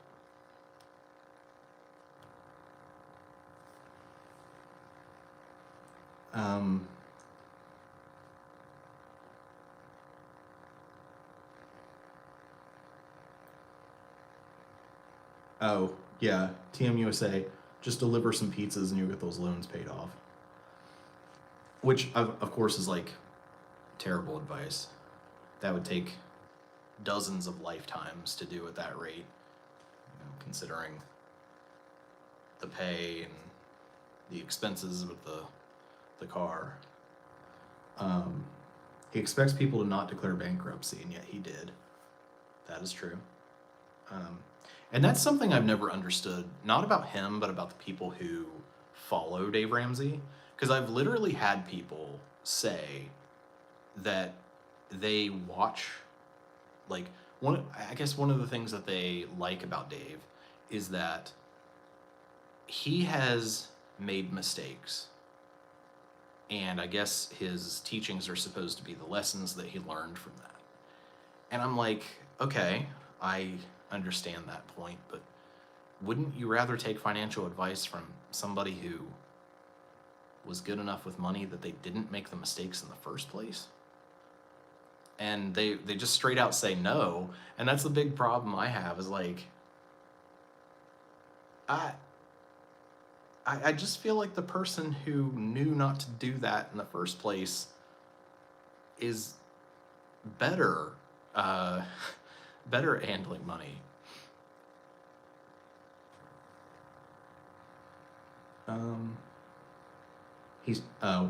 He states that renting to people is just a way to make use of God's money. Yeah, I don't really understand that. But it is unethical because you are price gouging an individual for shelter, which some may think is a necessity. Yeah, I mean, like, I know that there are some ethical dilemmas in managing and owning rental property, and I'm currently doing that. Well, I'm not owning it, but I'm managing a rental property. I do not agree with everything my company does or the way they do it. But I think that you can do that in an ethical way without it being unethical. But like, yes, there are some concerns there. What I don't get is his argument, because that just does not make any sense at all. I mean, despite the difference of me not being religious and him being religious, that would, let's just take God out of that. Like, that would be like me saying renting to people is just a way to make use of this random pile of money over here. Okay? Like, that doesn't... What? Like, why does that need to be done? Why does that need to be managed? Like, the answer he's giving doesn't make sense, but it also has nothing to do with the question that's being asked.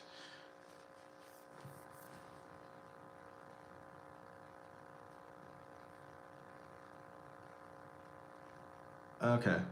That Graham Stephan video, Live Like the 1%, I probably won't go back and watch that. I may have at some point when it came out, and I just don't remember it. But again, Graham is kind of like, I don't doubt that he's good with money, but I don't like that he doesn't acknowledge how he got to the point that he could even do that. And I only know that stuff because I was around when he was a very small channel, and had conversations with him. I just know that, like, it's not that he's being dishonest about his success, he's just leaving things out that, I don't know, that he just kind of doesn't acknowledge that he had a lot of advantages to be able to get to where he's at.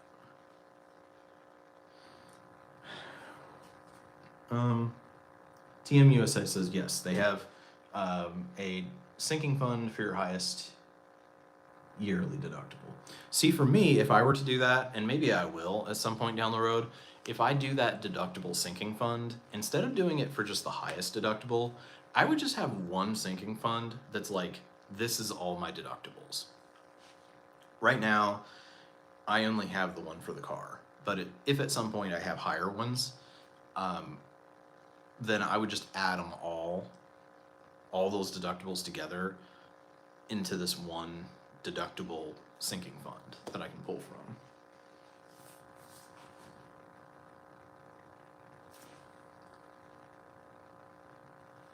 We who are about to die salute you says, did he ever pay back that business by giving wealth because now he has the money to? That would have been sufficient to close the loop. Oh, you know what? That is a good point. I hope you remind me of that when I'm about to make my Dave Ramsey video, because I would really like to put that in there. You're right. If Dave declared bankruptcy and wrote off all of that money, but then he was successful from that point on, he has plenty of money, why doesn't he do the morally right thing and reimburse the company for their losses?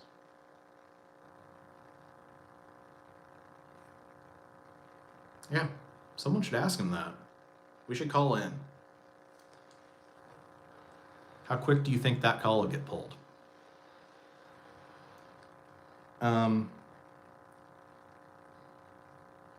TMUSA says, Dave is good for a simple younger person with a steady job and not a ton of debt. it gets them disciplined, but they need to move on after a couple of years in the program. Yeah, so that, and this is actually something when I do make that video on Dave, I'm gonna put this in there because I think that if you follow Dave Ramsey, it's better than nothing. Like if you don't know anything about money and you start learning about it through his program, like you'll probably turn out okay if you follow that. You'd be better off than not knowing what you're doing,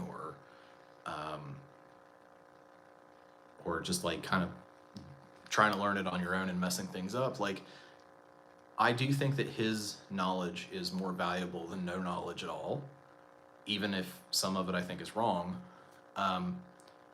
So I will give him that. I will say, if you know nothing, Dave Ramsey will help with that.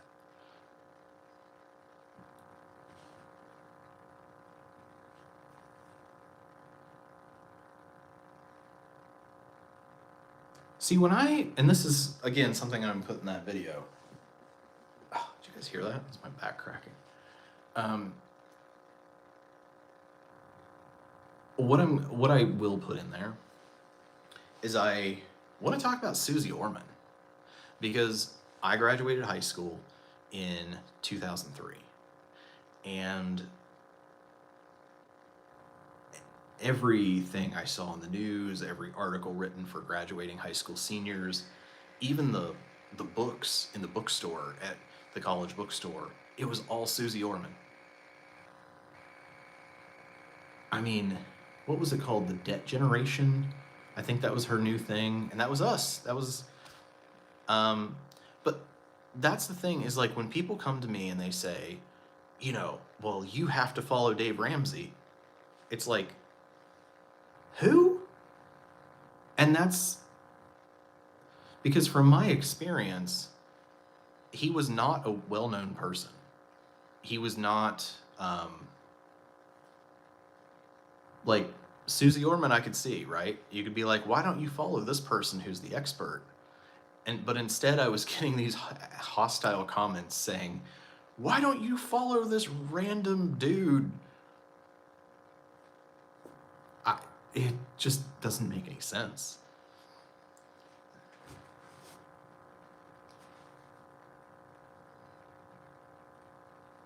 I don't know. I guess I'm just saying that I think that people act like Dave is the absolute authority, or he's like the biggest person in the money space.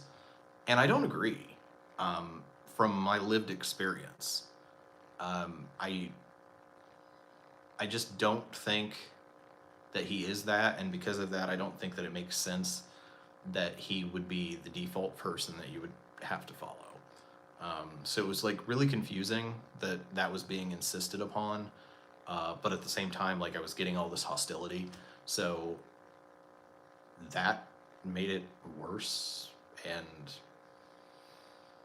yeah, and then over time, I mean, whether I liked it or not, I learned what the baby steps were, just basically because that's all anybody was talking about.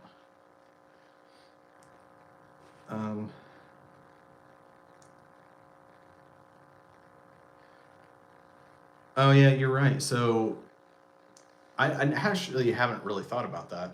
We were about to die salute. You said they have to have a job. The only way his steps work. Has no idea how to help someone who is just like, I have no job. Well, that's true. I mean, if they don't have a job, but also, I'm not sure if you really know how to help people, say, like if they're self-employed. Now, Bob Brinker, I've never heard of that person. And you're right, $1,000 is now more because of inflation. And I'll say even a lot of the people who are diehard Dave Ramsey that'll be the one thing that they'll kind of wiggle on and be like, yeah, that's really not enough. And so, yeah, I mean, as I told you guys in the video that I posted this past month, I wanted to save up $1,000 this year. And I got there and I realized I couldn't stop saving because I can't even do anything with that amount. Like $1,000 is not gonna really solve any problem. So if I were to follow Dave Ramsey, you know, I still have currently about $102,000 in debt. That's my student loans, private, plus federal, plus the remaining credit card debt. I would probably be paying most of my life on that. If I saved up $1,000 and then paid all of that debt off and didn't even start saving for retirement until after that or doing anything else, I would be completely screwed.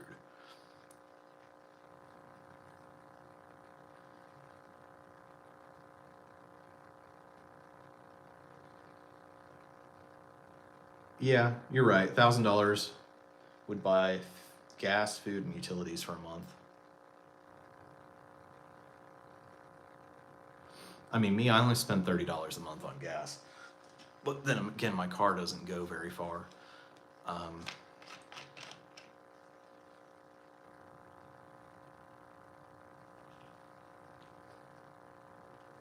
don't have utilities other than my cell phone bill, because everything's paid at the house. And I do get a stipend for the cell phone. It's about $46 a month.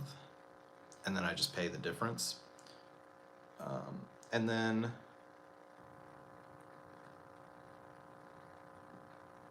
no food here is really expensive. I mean, I know it is everywhere and I know it's gone up a lot, but I have a feeling that the prices of stuff are like really high here compared to other places, just like the restaurants that we were talking about earlier.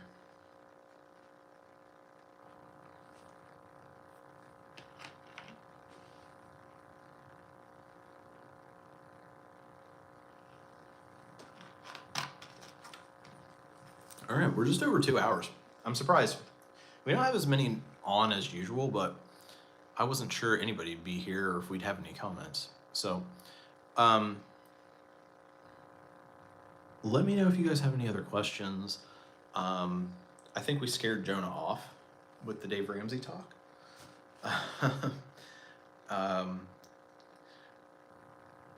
But basically, just so you guys know, my plan for, I keep calling it Thanksgiving, for November is I, of course, have to work. Like that's the main thing. Like, I'm very busy with work. But outside of that, I have a plan. I'm not going home over Thanksgiving break.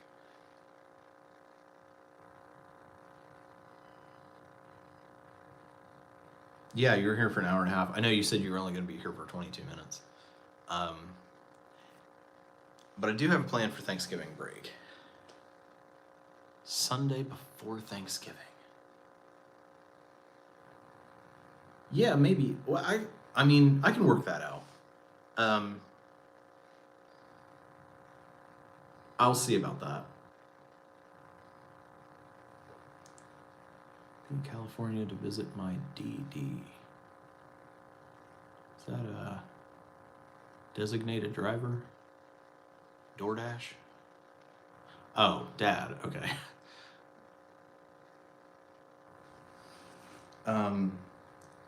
Well, hey, if you're gonna have a car out there, you should do some DoorDash while you're out there, because you got that prop something. I forget the name. I forget the title of it, but they've got that like guaranteed. I think it's like $15 an hour or something like that. And if you don't make that, you get paid the extra. You've got all those pay guarantees out there. But yeah, I'll see about that, because I know with the holiday that kind of like does change the live stream scheduling. But what I was saying is my plan for November is I'm buckling down at work. I've got a lot to do, and I want to get caught up and get some projects done. Oh, well, yeah, even if your car is staying in Kentucky, I mean, you can do DoorDash with a rental car. Not really supposed to, but I do. Because anytime I get a, Usually not mobile when I visit. Okay.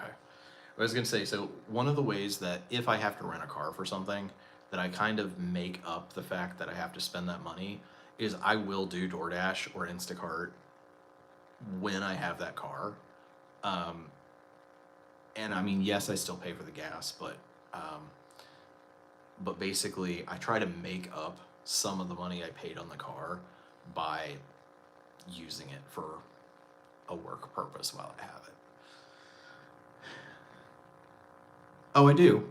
I do. Now the difference is, I can't I can write off the gas I spend, not the mileage, because it's not my car. But I can write off the actual expenses for the gas, and you probably could make the argument that I could write off a percentage of the rental car fee. So, um, maybe you should go back and do that for the ones I documented for earlier this year. Anyway, so plan for November. I'm working, and I'm gonna get that video made. I don't want to overpromise because like getting that video made about the student loans is gonna be hard enough, but I am gonna do that. And then because I'm not going home for Thanksgiving break, I have a plan. I will be going to Boston for the first time. I know I told you guys last time that I was going to Boston the day after the live stream, and it didn't happen. I had what was it? So I had a furniture assembly gig the next day, and they ended up canceling, so I didn't go. But I decided, because I'm not going home over Thanksgiving break and I'm going to go home over Christmas break instead, that over the week that the guys are gone from the house for Thanksgiving break, I still have to work, but I mean, it's kind of like there's not as much going on, so I have some free time. And what I'm going to do is I'm going to take the Amtrak the other direction. I just took it north, almost to the terminus, up into Maine, but I'm going to go down into Massachusetts, and be in that state for the first time. I'll actually hit, because I keep track of how many counties I visit as well.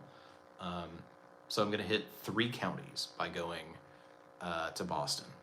But I'm not just going to go into Boston for no reason. So I'll pay about $30 for the train ticket, round trip, to get there and back. But my library here has free tickets to a lot of the museums in Boston. And one of those museums is MFA, the Museum of Fine Arts.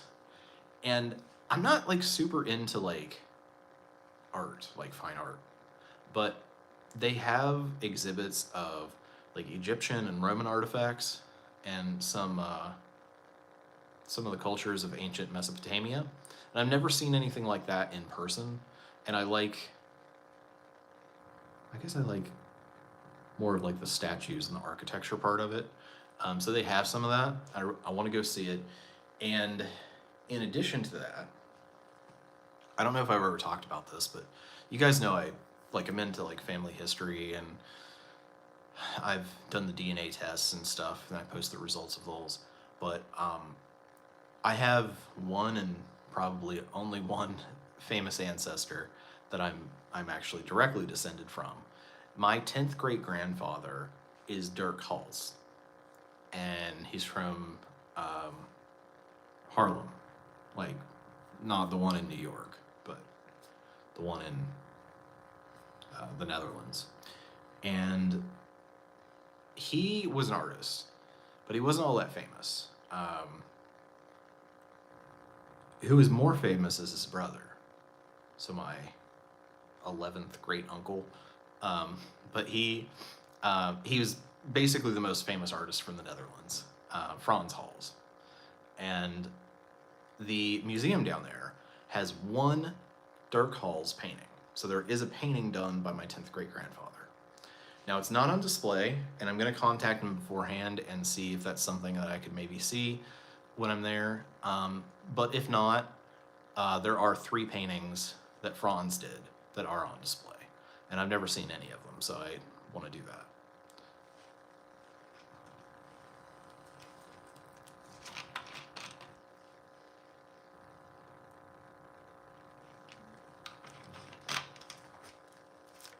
And of course, I get some good food when I'm there too.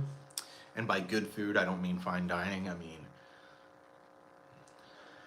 I'm not sure, but last time I was looking at going to Qdoba because it was right across from the train station.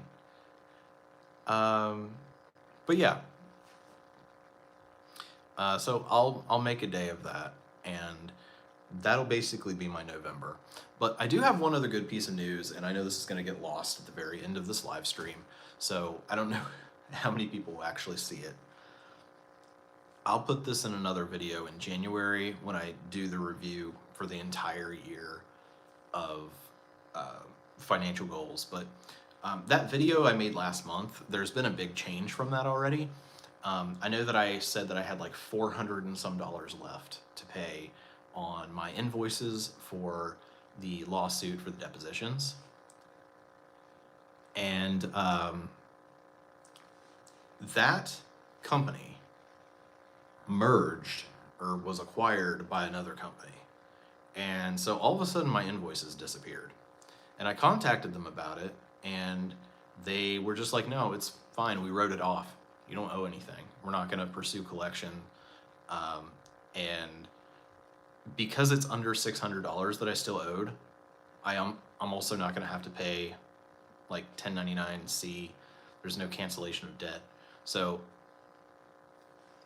I just don't have to pay the remaining $400 and some. And on top of that, the money I was putting toward that every paycheck, now that can get me started on paying my past due federal taxes, which I've already started. I set up a payment plan with the IRS, which means that now that I'm on a payment plan, there's no chance of them garnishing me or whatever putting a lien or any of the other things that they can do. So I'm safe on that, and I'm on a payment plan with them for the same amount that I was putting toward the invoices. So $122 a month, coming out the 21st of every month, and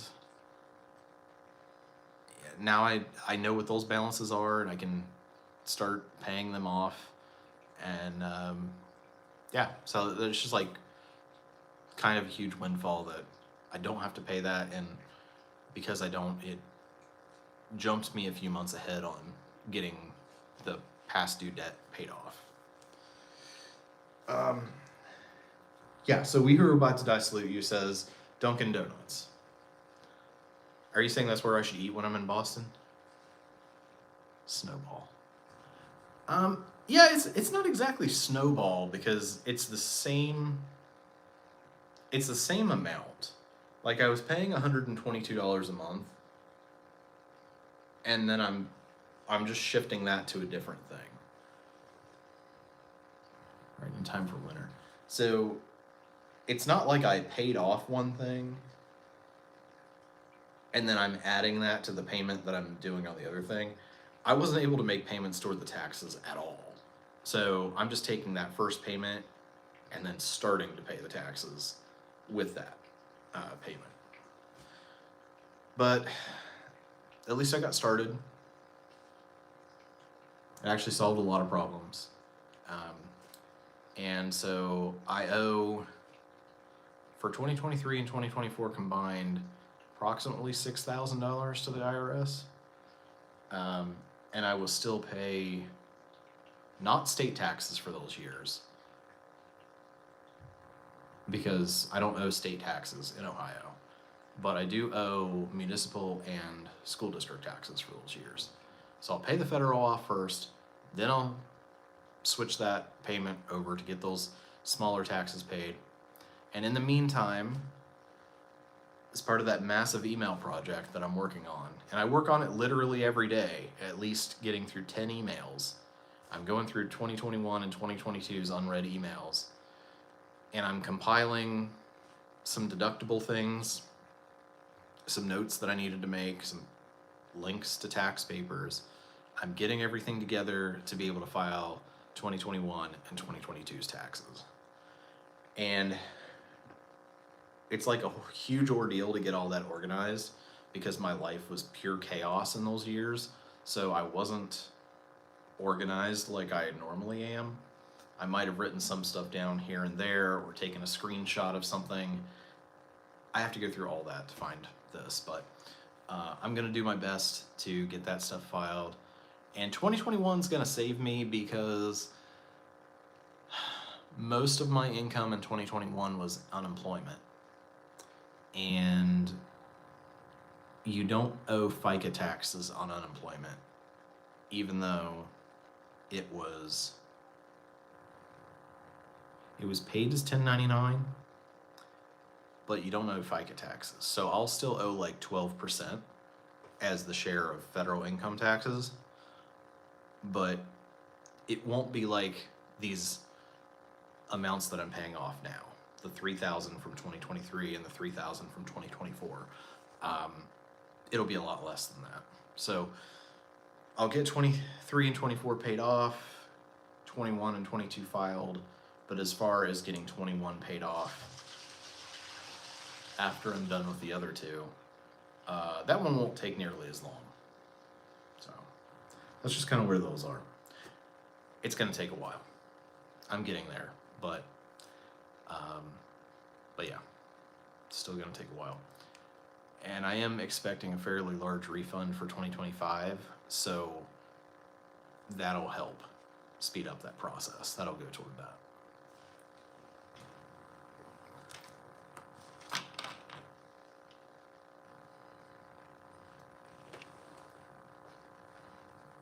Okay, so as of right now on the leaderboard, We Who Are About to Die Salute You is at number 1, 225 XP.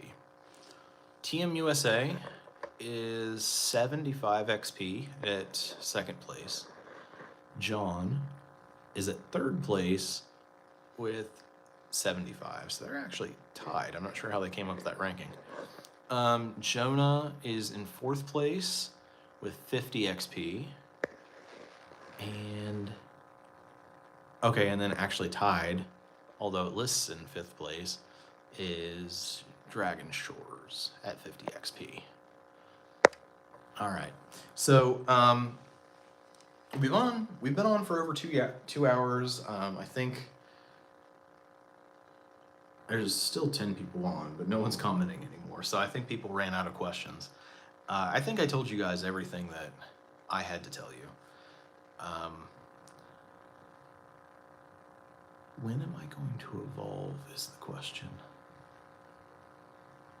In what way? Like you develop a mutation?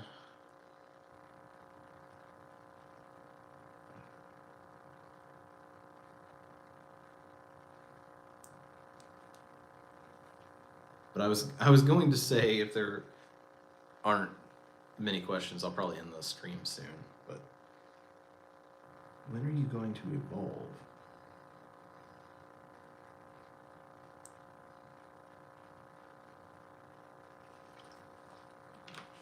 Are we talking Lamarckian or Darwinian evolution? Oh, XP, Pokemon, etc. Okay. Well, I don't know. Did you do that? I was like within the last month. Did you get your new rank in Pokemon Go? Because I was ranked 42, I think.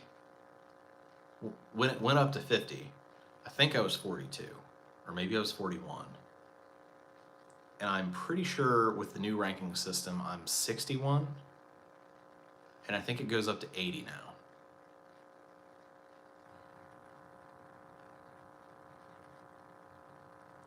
But like now I have to have millions and millions.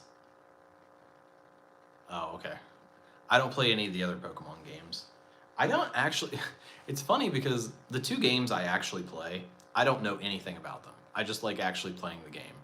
I don't know anything about Pokemon. But yet I've been playing Pokemon Go for 9 years. What I did do was play Pokemon Yellow as if I was Red, not going great against the Elite Four. Okay, I don't know what any of that means. I yeah, I don't know. I play Pokemon Go because I started playing it when it was popular. I like it, um, but I don't know any of the backstory. I never watched the shows. I've never played any of the games. I'm probably pronouncing most of the Pokemon wrong anyway, because I've never heard anybody say them. Um, there's a lot of stuff about it I don't understand, um, but I just like catching them and collecting them, basically. And I mean, I do power them up. Like I have some really strong ones that, if I ever battled with anyone, would be formidable. But and then the other thing I play is PUBG Mobile, which my guy doesn't even have any clothes on. He's just in like the underwear he comes in. Like I don't know how the game works. I don't know how. I don't even dress my dude. I literally just play it because I enjoy the actual gameplay.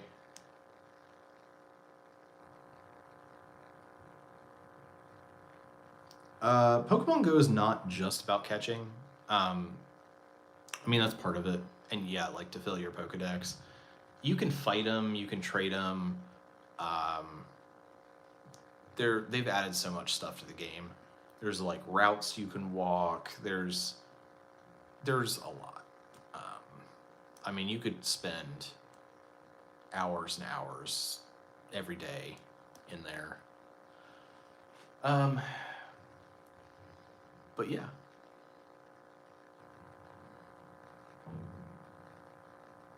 This building makes so many noises. Well, anyway, so I think that's pretty much it. I